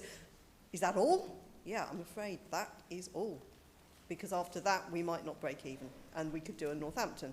And therefore, we are looking at unitary status, not necessarily because it is desirable. For some, it may be. For some, it certainly isn't. But we are seeing this as a means of balancing a precarious budget. The points I would like to bring out of this document are those where I feel we through scrutiny, have actually changed the direction of certain policies, and particularly the Corporate Asset Investment Fund, where there was a tendency to be buying office blocks in foreign parts outside the county. And now this is going to be spent to develop new or existing assets to meet council service needs and to reduce operating costs. So it's a win-win. Not only do we make money, but we also reduce our costs. And also, I'm very pleased to see that we are shifting towards more capital investment in adult social care accommodation. Again, about reducing our own costs by the way that we invest our money. There are areas where the scrutiny commissioners have raised concerns. Museum service collections, the committee there, adults and communities, expressed disappointment at the continuing uncertainty, and I would perhaps like to suggest if only we'd kept a certain shed in Colville, maybe we would have some places to keep things, but never mind. Passenger transport, it's pleasing that we are looking at innovation in demand responsive transport, because I think that is likely to be the future. It would be even better if we can have the National Forest line, so that people have got a destination to go to and can catch a train. It's great to see the Health Overview and Scrutiny holding the NHS to account. We have continuing concerns about the transition between the so-called sustainable transformation plan to the apparently integrated care system, and concerns about the shift from 3 sites to 2, and whether or not this is being properly consulted on by the community, and the concerns that we have about quality at Leicestershire Partnership Trust. But looking ahead, I am particularly pleased at the new filter that will be put on almost everything that goes through scrutiny, which is climate change, because that really is an emergency. I do hope that we will be able to look at any work that comes through the LGA, because they are hopefully going to be using this new network to build portfolios of best practice. What I would like to see, if possible, would be, like we have an equalities impact assessment, surely for every new policy we should be considering a climate change impact assessment. And perhaps this idea hasn't yet been invented enough for us to take it on ourselves, but maybe this is something we can ask the LGA to help us work on, so that we can continue with the robust kind of scrutiny that the public depend on for the future of this planet. Thank you, Chair. Thank you, Madam Chairman. Just a few brief words. As the leader of the County Council, can I say to you all here, we value scrutiny, we value the work you do. And Simon, Terry, Rosita and Peter Bedford, 4 excellent scrutiny commissioners. While I'm on my feet, I also want to thank all the scrutiny chairs of all the boards. I know there's a lot of meetings, I know you put in a lot of hard work. Can I also thank the members of the scrutiny boards for turning up regularly? And can I also place on record, Chief, my thanks to the officers who run scrutiny impeccably well. And I experienced scrutiny and scrutiny commissioners and scrutiny members in other councils, and I'm proud to say that this one is well resourced, well run and well led. Thank you very much.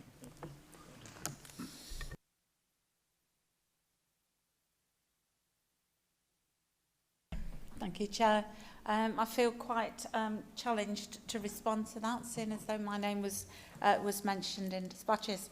I did indeed chair the corporate parenting board panel, and it was a very good panel, and I want to thank Cabinet on the 25th of June that supported all the recommendations that the panel made, mainly to recruit champions that can champion certain aspects that prove a difficulty for children in care, and our responsibility to those needs to be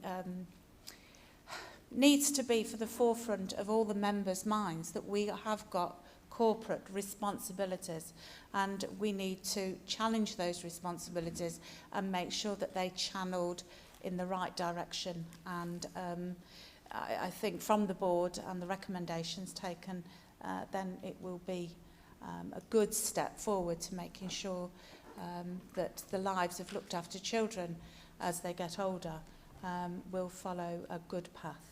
So, thank you. Thank you, Chairman. I refer to page 126, item 7A, outpatients. On the Health and Wellbeing Scrutiny Committee, we raised concerns as to the waiting times at outpatient departments, and pleased that the UHL acknowledged the need for action to be taken, and I look forward to seeing the outcome. Will it work? As an outpatient myself at the ENT, by the time I'd got my appointment was 9 months later and 8 letters coming backwards and forwards from the hospital. Finally got the appointment, but it was such a long while to wait, and that was just myself. So how many people are waiting such a long time? So I'm pleased they're looking into this, and hopefully my concerns will be justified by the committee that I was on, and I'd like to thank the committee for all the hard work they did, and that it's ended up in this report. Thank you, Chairman.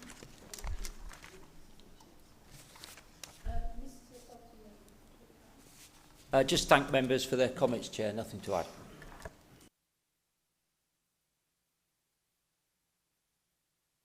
For this report.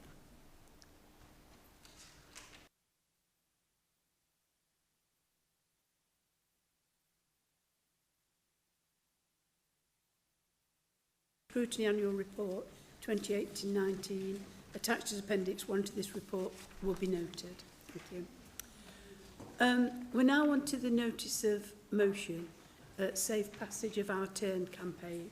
Mr Kaufman. Thank you, Chairman, I think. Yes. Thank you, Chairman. I'd like to move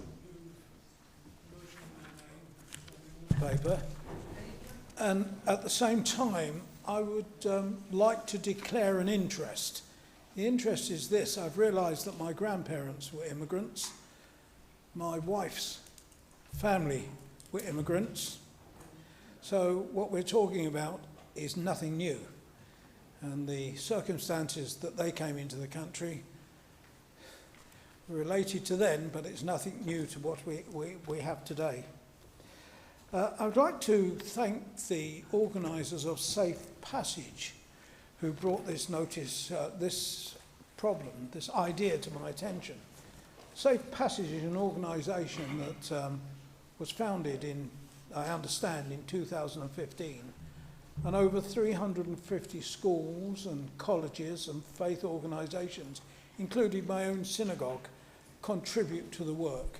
And I understand that they originally were the people that went over to Calais to help the people stranded there and to make life slightly better for them. To me, bringing this motion today, it was very important that it was cross-party. And I'm grateful for the support. I'm grateful for Ivan, who has agreed to second this. And I think it's terribly important that we speak about this as a whole county council, representing the whole county council. This motion recognises the work already done by the county council over the years. It sets the number, and quite rightly, we ask the government to cover the full cost of what we're suggesting this afternoon. Now, there will be people out there, and I fully expect when I get home to see on social media or whatever the people get up to these days, I expect to see some nasty comments, the usual stuff that we get in, that this country's full up and we can't afford anything and the government's skint and all the usual stuff.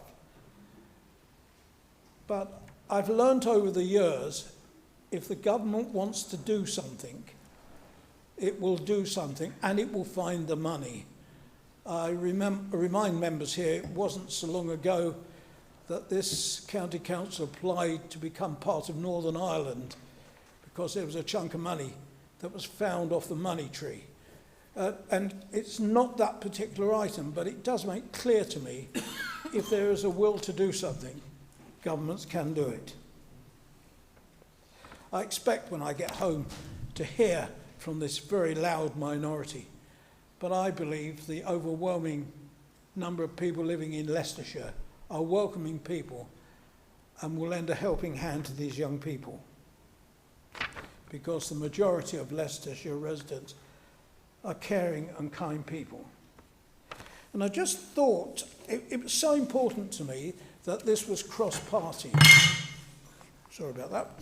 Cross-party. That part of my research for this, I was given a list of local authorities. I wanted to make sure it wasn't just Labour local authorities, it wasn't just Conservative local authorities, or even our lot, but it was a cross-party will.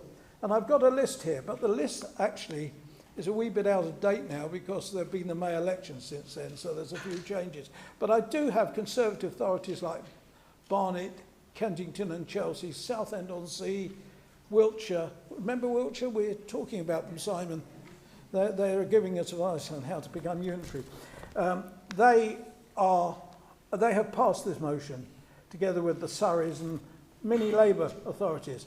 I went to special trouble to find out what really happened in Leicester City, and I believe they are supporting this idea. So I think this is a good deal for the country, because I've got a little booklet, which I'm happy to show anyone, which was produced by Oby and Wiltshire Council when we had the Holocaust commemoration. And it gives a list of people that have come to this country as refugees. And the amazing list of names of what they've contributed to this country. So I think on a pure investment point of view, I think that this country will get more out of it than it gives. So I do ask for your support this afternoon, and thank you, Ivan, for agreeing to second this. Thank you. Mr. Holt. Chair, I'd like to reserve my remarks in seconding the motion. Thank you, Mr. Holt. Dr. Einan. Thank you, Chair. When my group first heard about this motion, we too would have been more than happy to second it. It's an excellent and important motion, and I'm so pleased it's cross-party. I understand the history of this campaign, the Safe Passage campaign has been going since 2015, but in about sort of November last year, there was the 80th anniversary of the Kindertransport rescue operation, which took place in 38-39. And this was when Nicholas Winton, who was just a stockbroker, but he put his own personal money behind rescuing children from the Nazis. And Lord Alfred Dubs had been one of those children. He is, of course, a Labour peer. This doesn't make it a Labour Party event. This event was not just cross-party. This event was also cross-religion. We had the Chief Rabbi, we had the Archbishop of Canterbury. I'm not quite sure about Dame Etzer Ransom, but I think she's quite religious. Sir David Attenborough, my own personal religion, I'm sure, and Vanessa Redgrave. So those were just the ones that I knew about, because I did my research on the excellent and esteemed Jewish Chronicle. So yes, so it must be right. And the our turn. This is the sense that 80 years on, there are people in this community, and I've actually been taught, as a junior doctor, I was taught by doctors who had been refugees, not just Jewish refugees, but refugees from Nigeria, from Eastern Europe, who had come into this country and have then given us so much.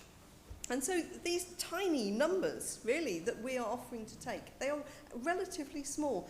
Yes, we are also asking the government to fund this, and I think that is important because we've spoken quite a lot about our own problems. We don't want to be underfunding such an important thing. So I'm very pleased that we will be joining with many other councils who have already supported this.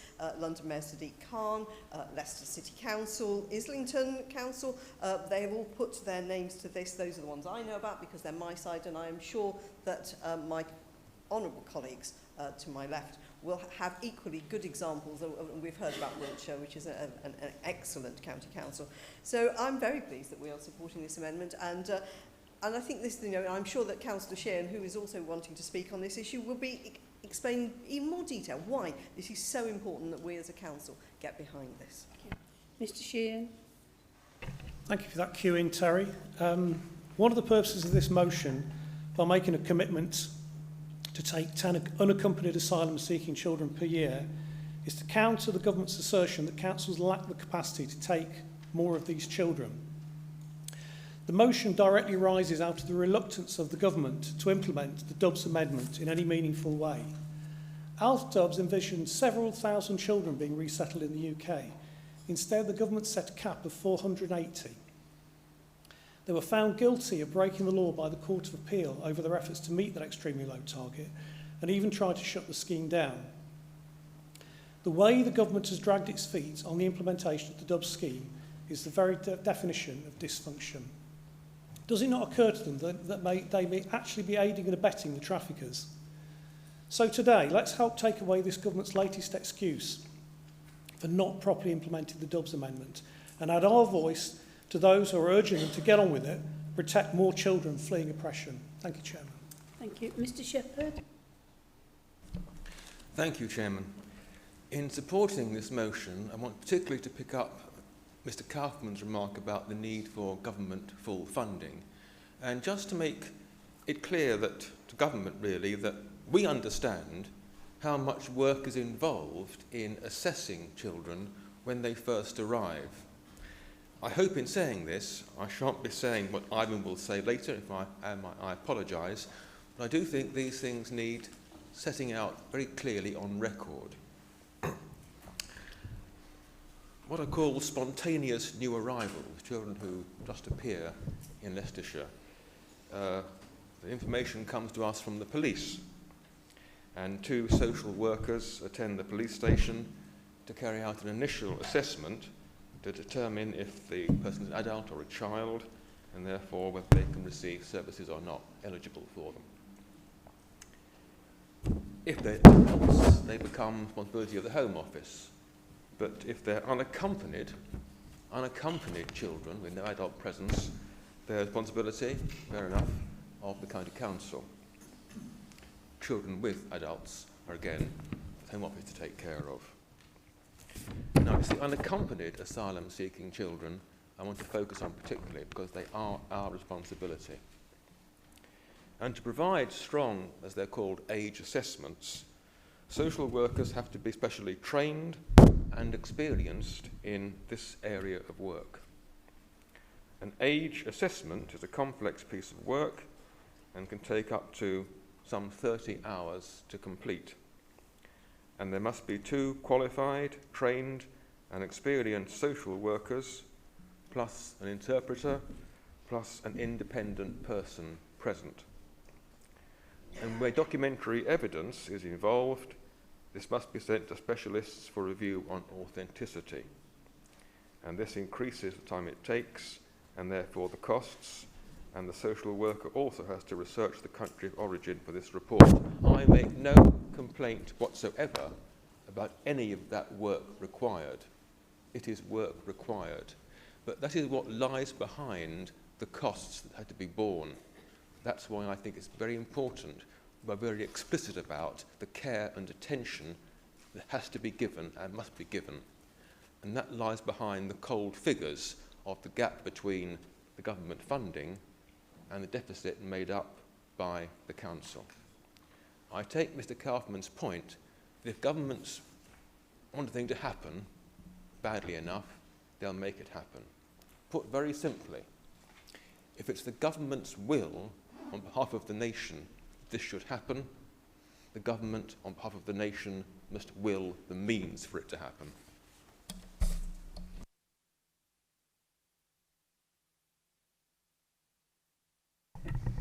Thank you, Chairman.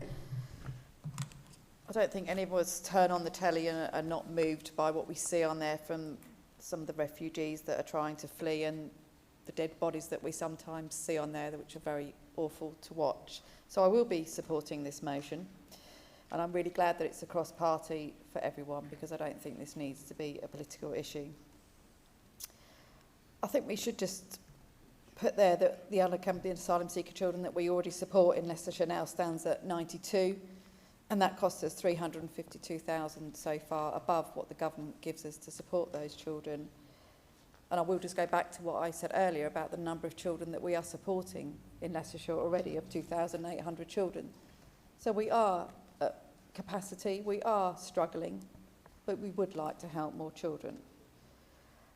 We can offer a lot in Leicestershire for asylum-seeking children. I think that was very evident in the Children in Care Awards that I attended last year, where some of our asylum-seeking children have done exceptionally well and received awards that evening, and were honoured and delighted myself and Ivan actually to receive a reward from their hard work and what they've achieved in Leicester. So we have got a lot to offer and welcome these children, but it does need to be fully funded.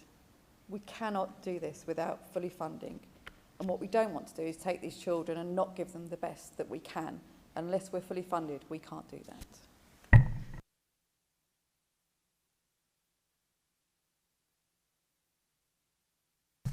Thank you, Madam Chairman. One of those unusual occasions in this chamber when I can say to the Liberal proposer of the motion and also already speaking to the leader of the Labour Party, I would endorse everything that you said without qualification. Well said, and thank you very much, certainly on my behalf. There are a couple of questions, and I would ask perhaps the Council's indulgence, because I don't quite understand on B and C. It's the implications of C. But if you bear with me, on the item of B, it says that the Council supports 92 children at the cost of 352,000 per annum. What it doesn't say is whether that support is saying that each child costs 352,000 or they cost that in aggregate. Because if you do it in aggregate, then you're saying that the cost of the council is approximately, say, 4,000 a year, which I would find rather surprising. But because that information isn't quite clear, and I don't have the information of actually what the government grant is, so I would have liked to have actually seen what the total costs were. Because if then you go on to say you're going to commit the council to, that members are going to commit the council to 10 extra people every year, so that's 100 people that the council would then be supporting over that 10-year period, then there is a considerable cost that could come. Now, I'm of the belief that the council has actually got the obligation, and it should do it out of all humanity, whether we get the grant or not. I don't see that there should be, and that's why I say I don't believe that what you said deserves any qualification. But bear in mind, not knowing exactly what the total cost is going to be projected to, and bearing in mind the earlier conversation that we've had about the MTFS, whereby we're being told that we've got to probably save 75 million over the next 4 years.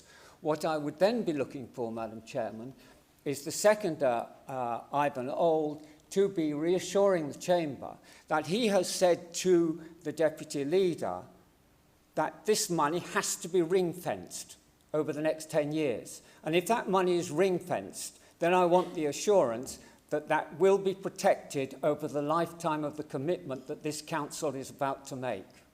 I do actually believe that we need to back up the motion that has been proposed with money and the assurance that that money will be there come what may. Thank you, Chairman.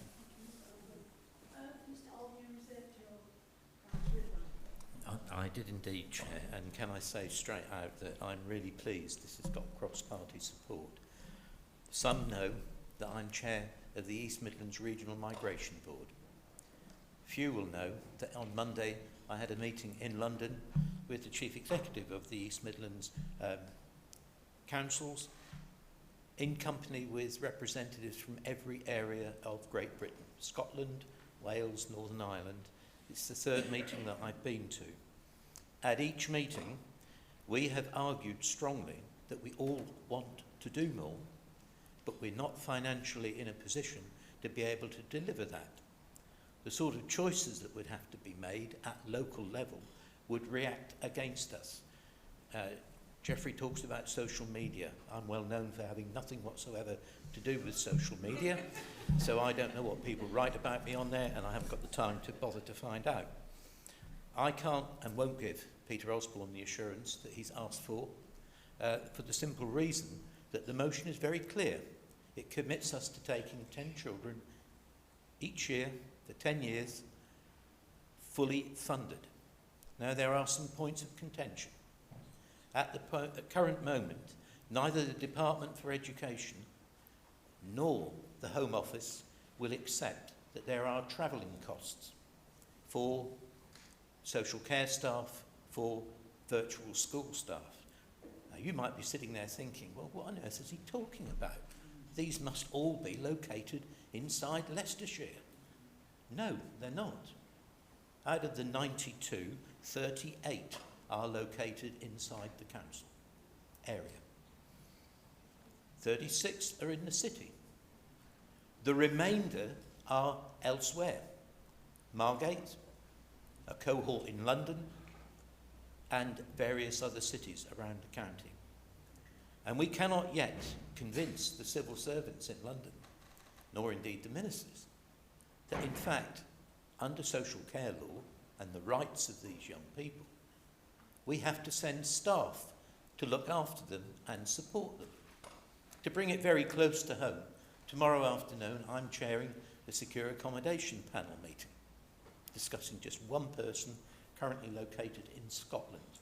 We have to send 2 social care staff to Scotland, plus the independent member of the panel, and myself, and I think Amanda Hack is the other member, tomorrow are going to be Skype linked to Scotland before we come to a decision. I want with all my heart to turn around and say 10 is actually not a very big number. Some of you may have read the article I read at the weekend, which hasn't left me feeling, as a human being, very comfortable. It's about the awful position of the children of the Yazidi community who were kidnapped, taken into Syria, have been trafficked as sex slaves, in some cases 3 different fathers, and their religious community is saying, well, that's okay, you can come back, but your children can't come with you. And they're being located in orphanages. As an indictment of where the world stands, I find it appalling. But then I also recall the leader of Syria referring to the rebels as lice. And if you've got that attitude towards human life, it is very difficult to get around it. Back to here.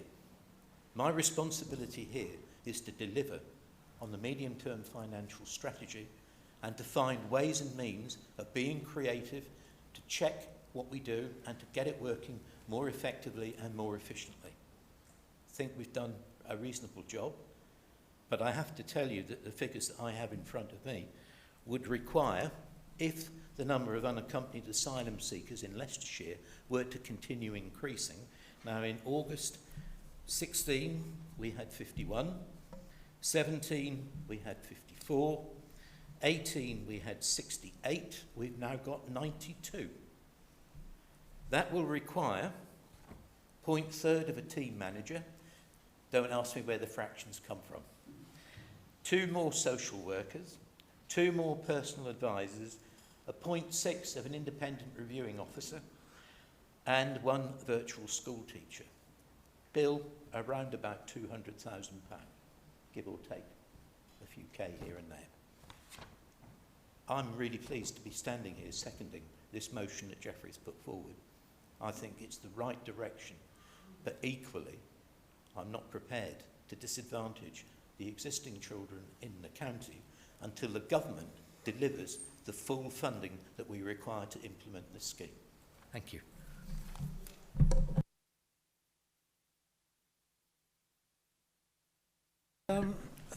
Thank you, Chairman. I'm sure Ivan will put me right on this one, but the children that we're planning, if the money's there, to bring in 10 a year, would be part of a pre-planned introduction to this country. The children, the 92 that Ivan has just been talking about, are the young people that have found themselves in Leicestershire somehow. I believe the place they usually find themselves is Leicester Forest East Services. Some get in through the airport and a myriad of other ways. So because of they've found themselves here, we have a lot more difficulty in accommodating them and finding the right accommodation. So consequently, it's all over the country. And what Ivan said is quite right. I mean, I've met the social workers dealing with it, and they're doing a great job. Hopefully, if government money is forthcoming, and this motion here depends on proper amounts of government money, there can be pre-planned introductions to this country, and people can be welcomed in to something that's already arranged. The numbers that are going to be dropped off somewhere in Leicestershire, we have no knowing what's going to happen. And we still have a responsibility to them. And I still believe for those people, the government should be paying the full whack. So, but we're talking about two different cohorts. But I do thank everybody for their support this afternoon. The debate. So can we have a show of hands for in favour of the motion?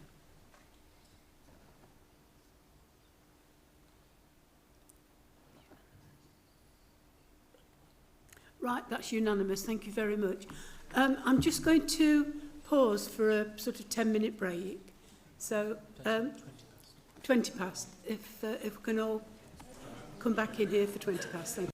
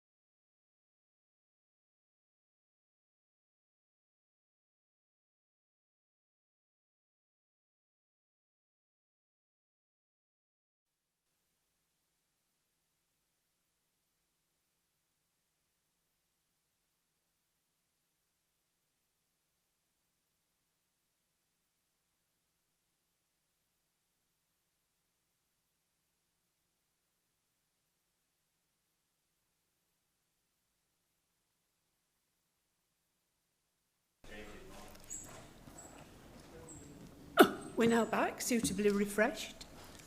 Our next motion is about secondary school transport, and Mrs Hack will be moving the motion. Mr Payne will second. Thank you, Chair. Thanks for the opportunity to bring forward the motion on school transport in secondary schools, and thanks for the League Group for seconding that proposal.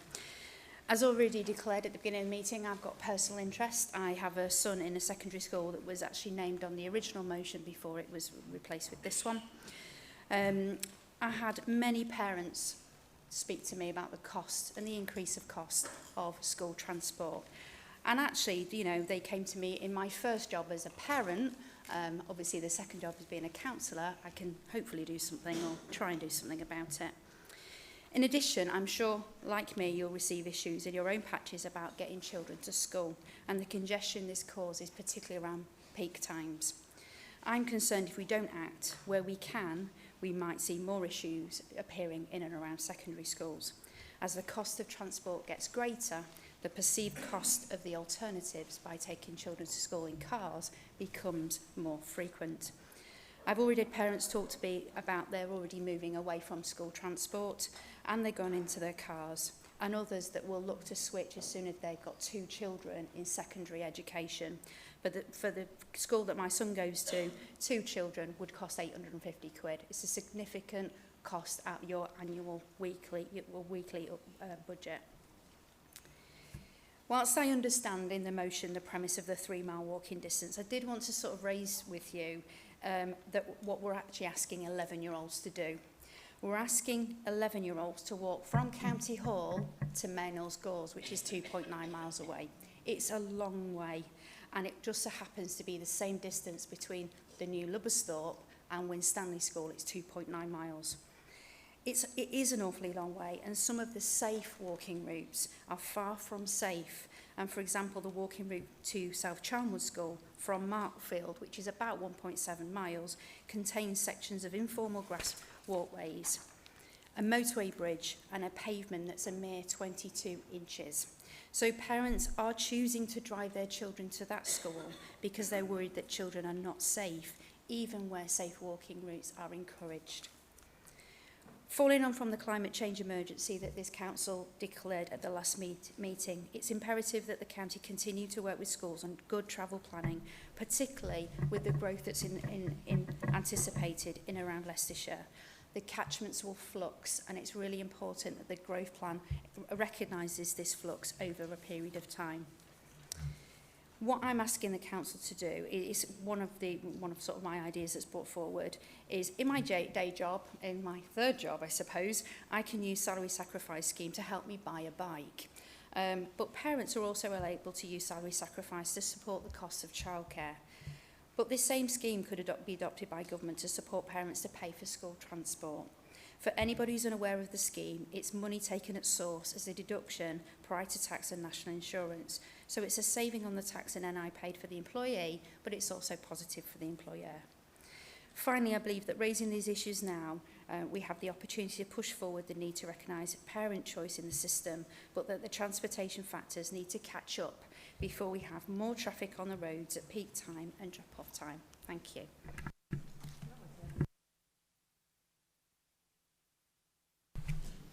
Chairman, I'm very happy to second this motion, but I will reserve my comments. Thank you.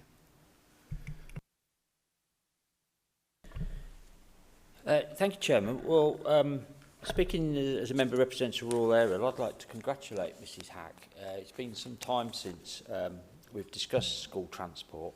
Actually, about 4 years ago, we spent a lot of time discussing school transport at scrutiny in Cabinet when the policy was changed, because like it or not, and whoever you want to blame for that, this council used to have one of the best school transport policies in the country. It tied catchment areas to school transport. You've got a place at the school through the admissions system, and the transport followed. When Mr Gove came in 2010, and I can't completely wash my hands with that because we were part of the coalition, that link was broke because the academies and those academies had the power to determine their own catchment areas. And that led to this council splitting the two.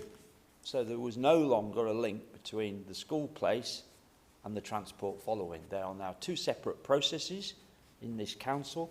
It causes enormous confusion to parents. The place arrives, they get the place for the school, and they think, comes the transport with it? No, it doesn't. You have to apply separately for that because of the academy. And I can remember at that time letters going to ministers, to civil permanent secretaries, urging them to do something about the problem that had been created. And it was stated at that time they wanted to increase choice. Well, not for children living in rural areas, it doesn't, who depend on school transport. And the other advantage of council-arranged transport was our purchasing power, and it's gone out of the amended motion, but in Mrs. Hack's original motion, she quoted some of the costs that parents are having to pay on some of the buses. This council's purchasing power, when it basically contracted at the beginning of the academic year, every school place for every child, was fundamental to getting the best value. And we had a computer model that works out the best routes to go and the best to pick the children up and take them home. All that's now gone. We now have a free-for-all where either the school arranges it or, in some cases, the bus companies contract directly and you have to pay the bus company to provide it. We've lost any kind of issues regarding environmental sustainability, best value and so on. It's been a huge missed opportunity. And of course, the council's policy now is pretty much the statutory minimum. Nearest school, we did manage to improve that to nearest Leicestershire school, but in the majority of cases, it's sad to say, that is not the catchment area school. So I welcome this coming forward today. I think it is like the previous one in the sense that actually it's something that does need doing at a national level. There is a pot of money being spent on school transport. We still have a substantial budget on school transport, but it's not being spent in the best way it could be. That money needs to come together. Maybe it should be given to schools to commission the transport. That was one option that was discussed at the time, but legally it wasn't felt to be something that we could do. But what I do know is there has to be a better way of doing this and helping children get to school safely than we have at present. And if this motion helps achieve that, then I'll be supporting it.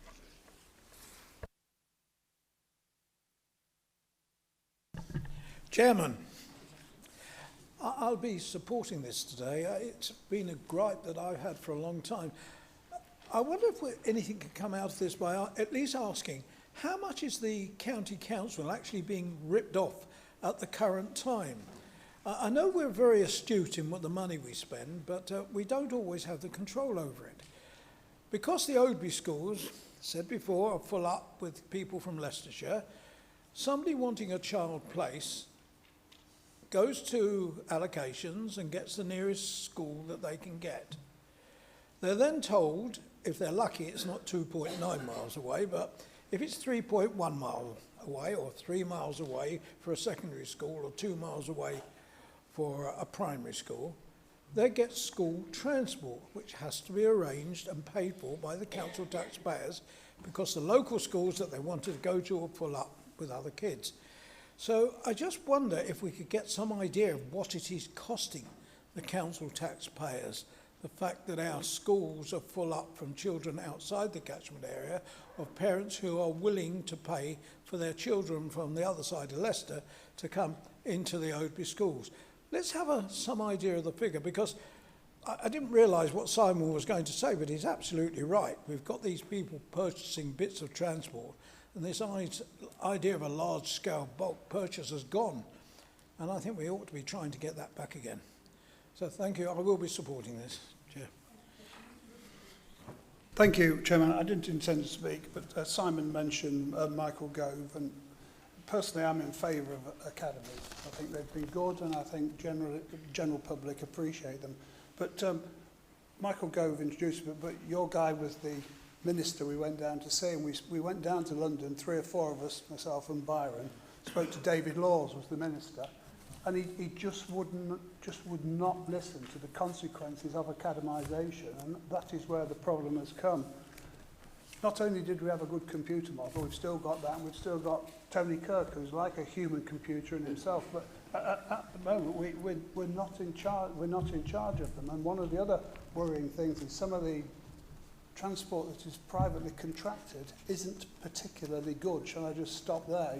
We all know of incidences where it's not good, but we are where we are, and I'm happy to support this motion because I've always supported it right from when they introduced academies. They did not take consideration of people's choice, and people can now choose to go where they like. Academies can choose where they do their catchment area. Look at poor old Gerald up in Oadby. He's got hardly any kids from Oadby in his school. They're all from Leicester. You know, they didn't take account of that, so I'm very happy to support your motion, Amanda.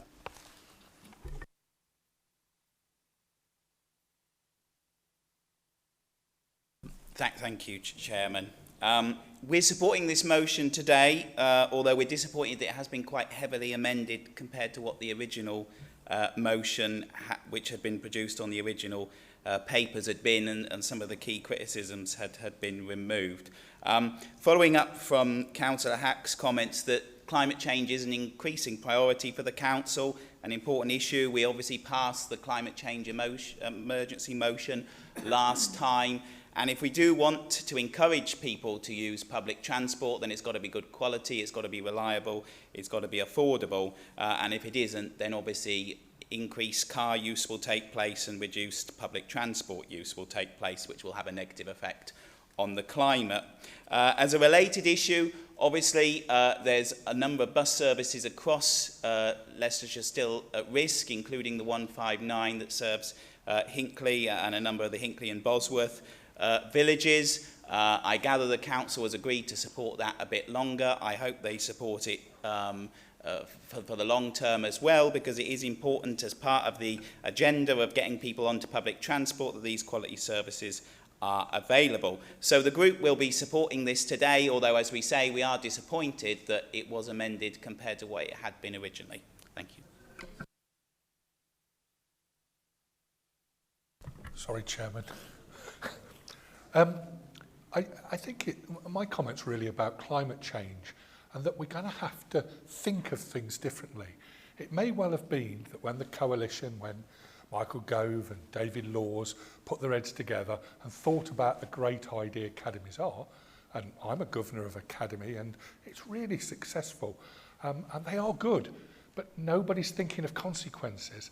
And I think now with climate change, the difference is we're going to have to look forward to what the consequences are to climate change and put that ahead of policy changes that we make. If people over the next couple of weeks just reflect when they drive around Leicestershire, the difference when the schools go on holiday, it's unbelievable, and it never makes sense to me. I can't work out how can kids being on holiday make such a difference, but it's enormous. So something's happening out there that I'm not sure we fully understand. Something to do with moving kids around, something to do with reluctance over children walking to school, something to do with problems with school transport. But it's a problem that we really do need to solve, and hopefully thoughts like this and motions like this just nudge governments, nudge policy makers to make a change. Thank you, Chairman.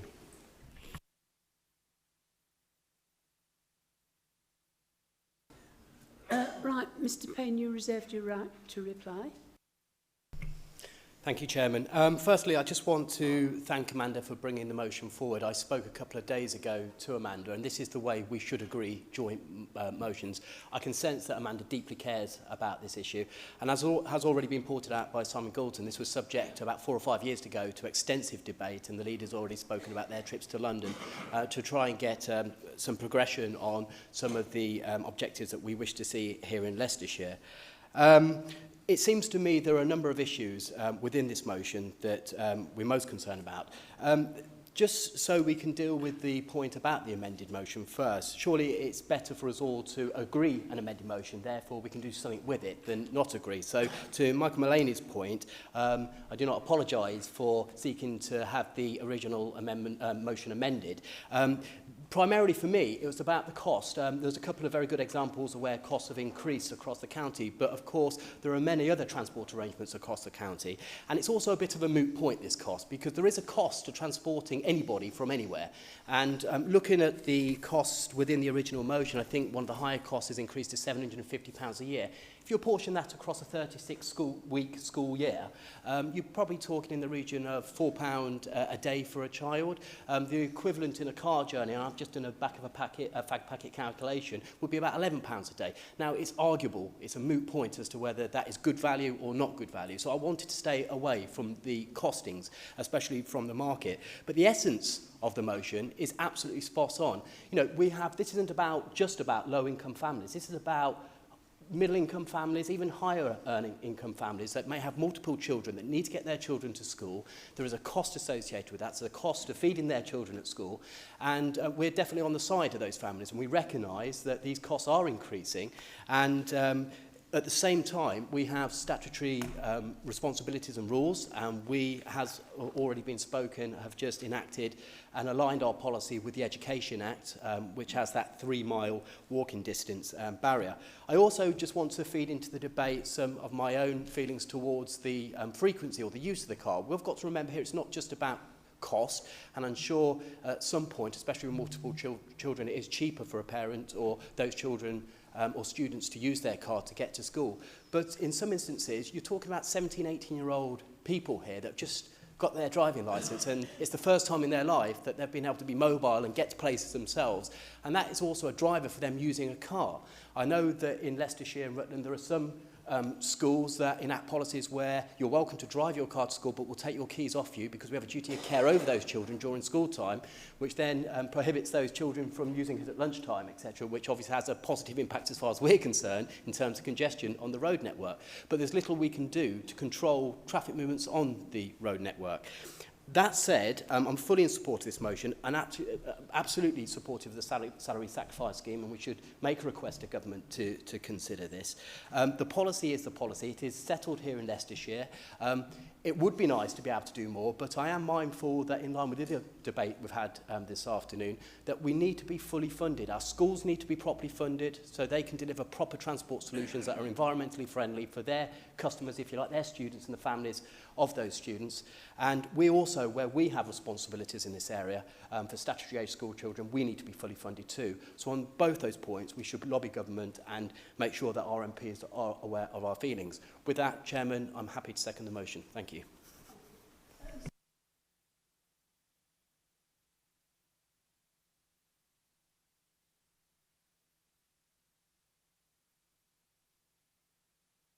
Debating it, so can we now have a show of hands? It's unanimous. Yep, so that's unanimous. Thank you very much. And 5, 42.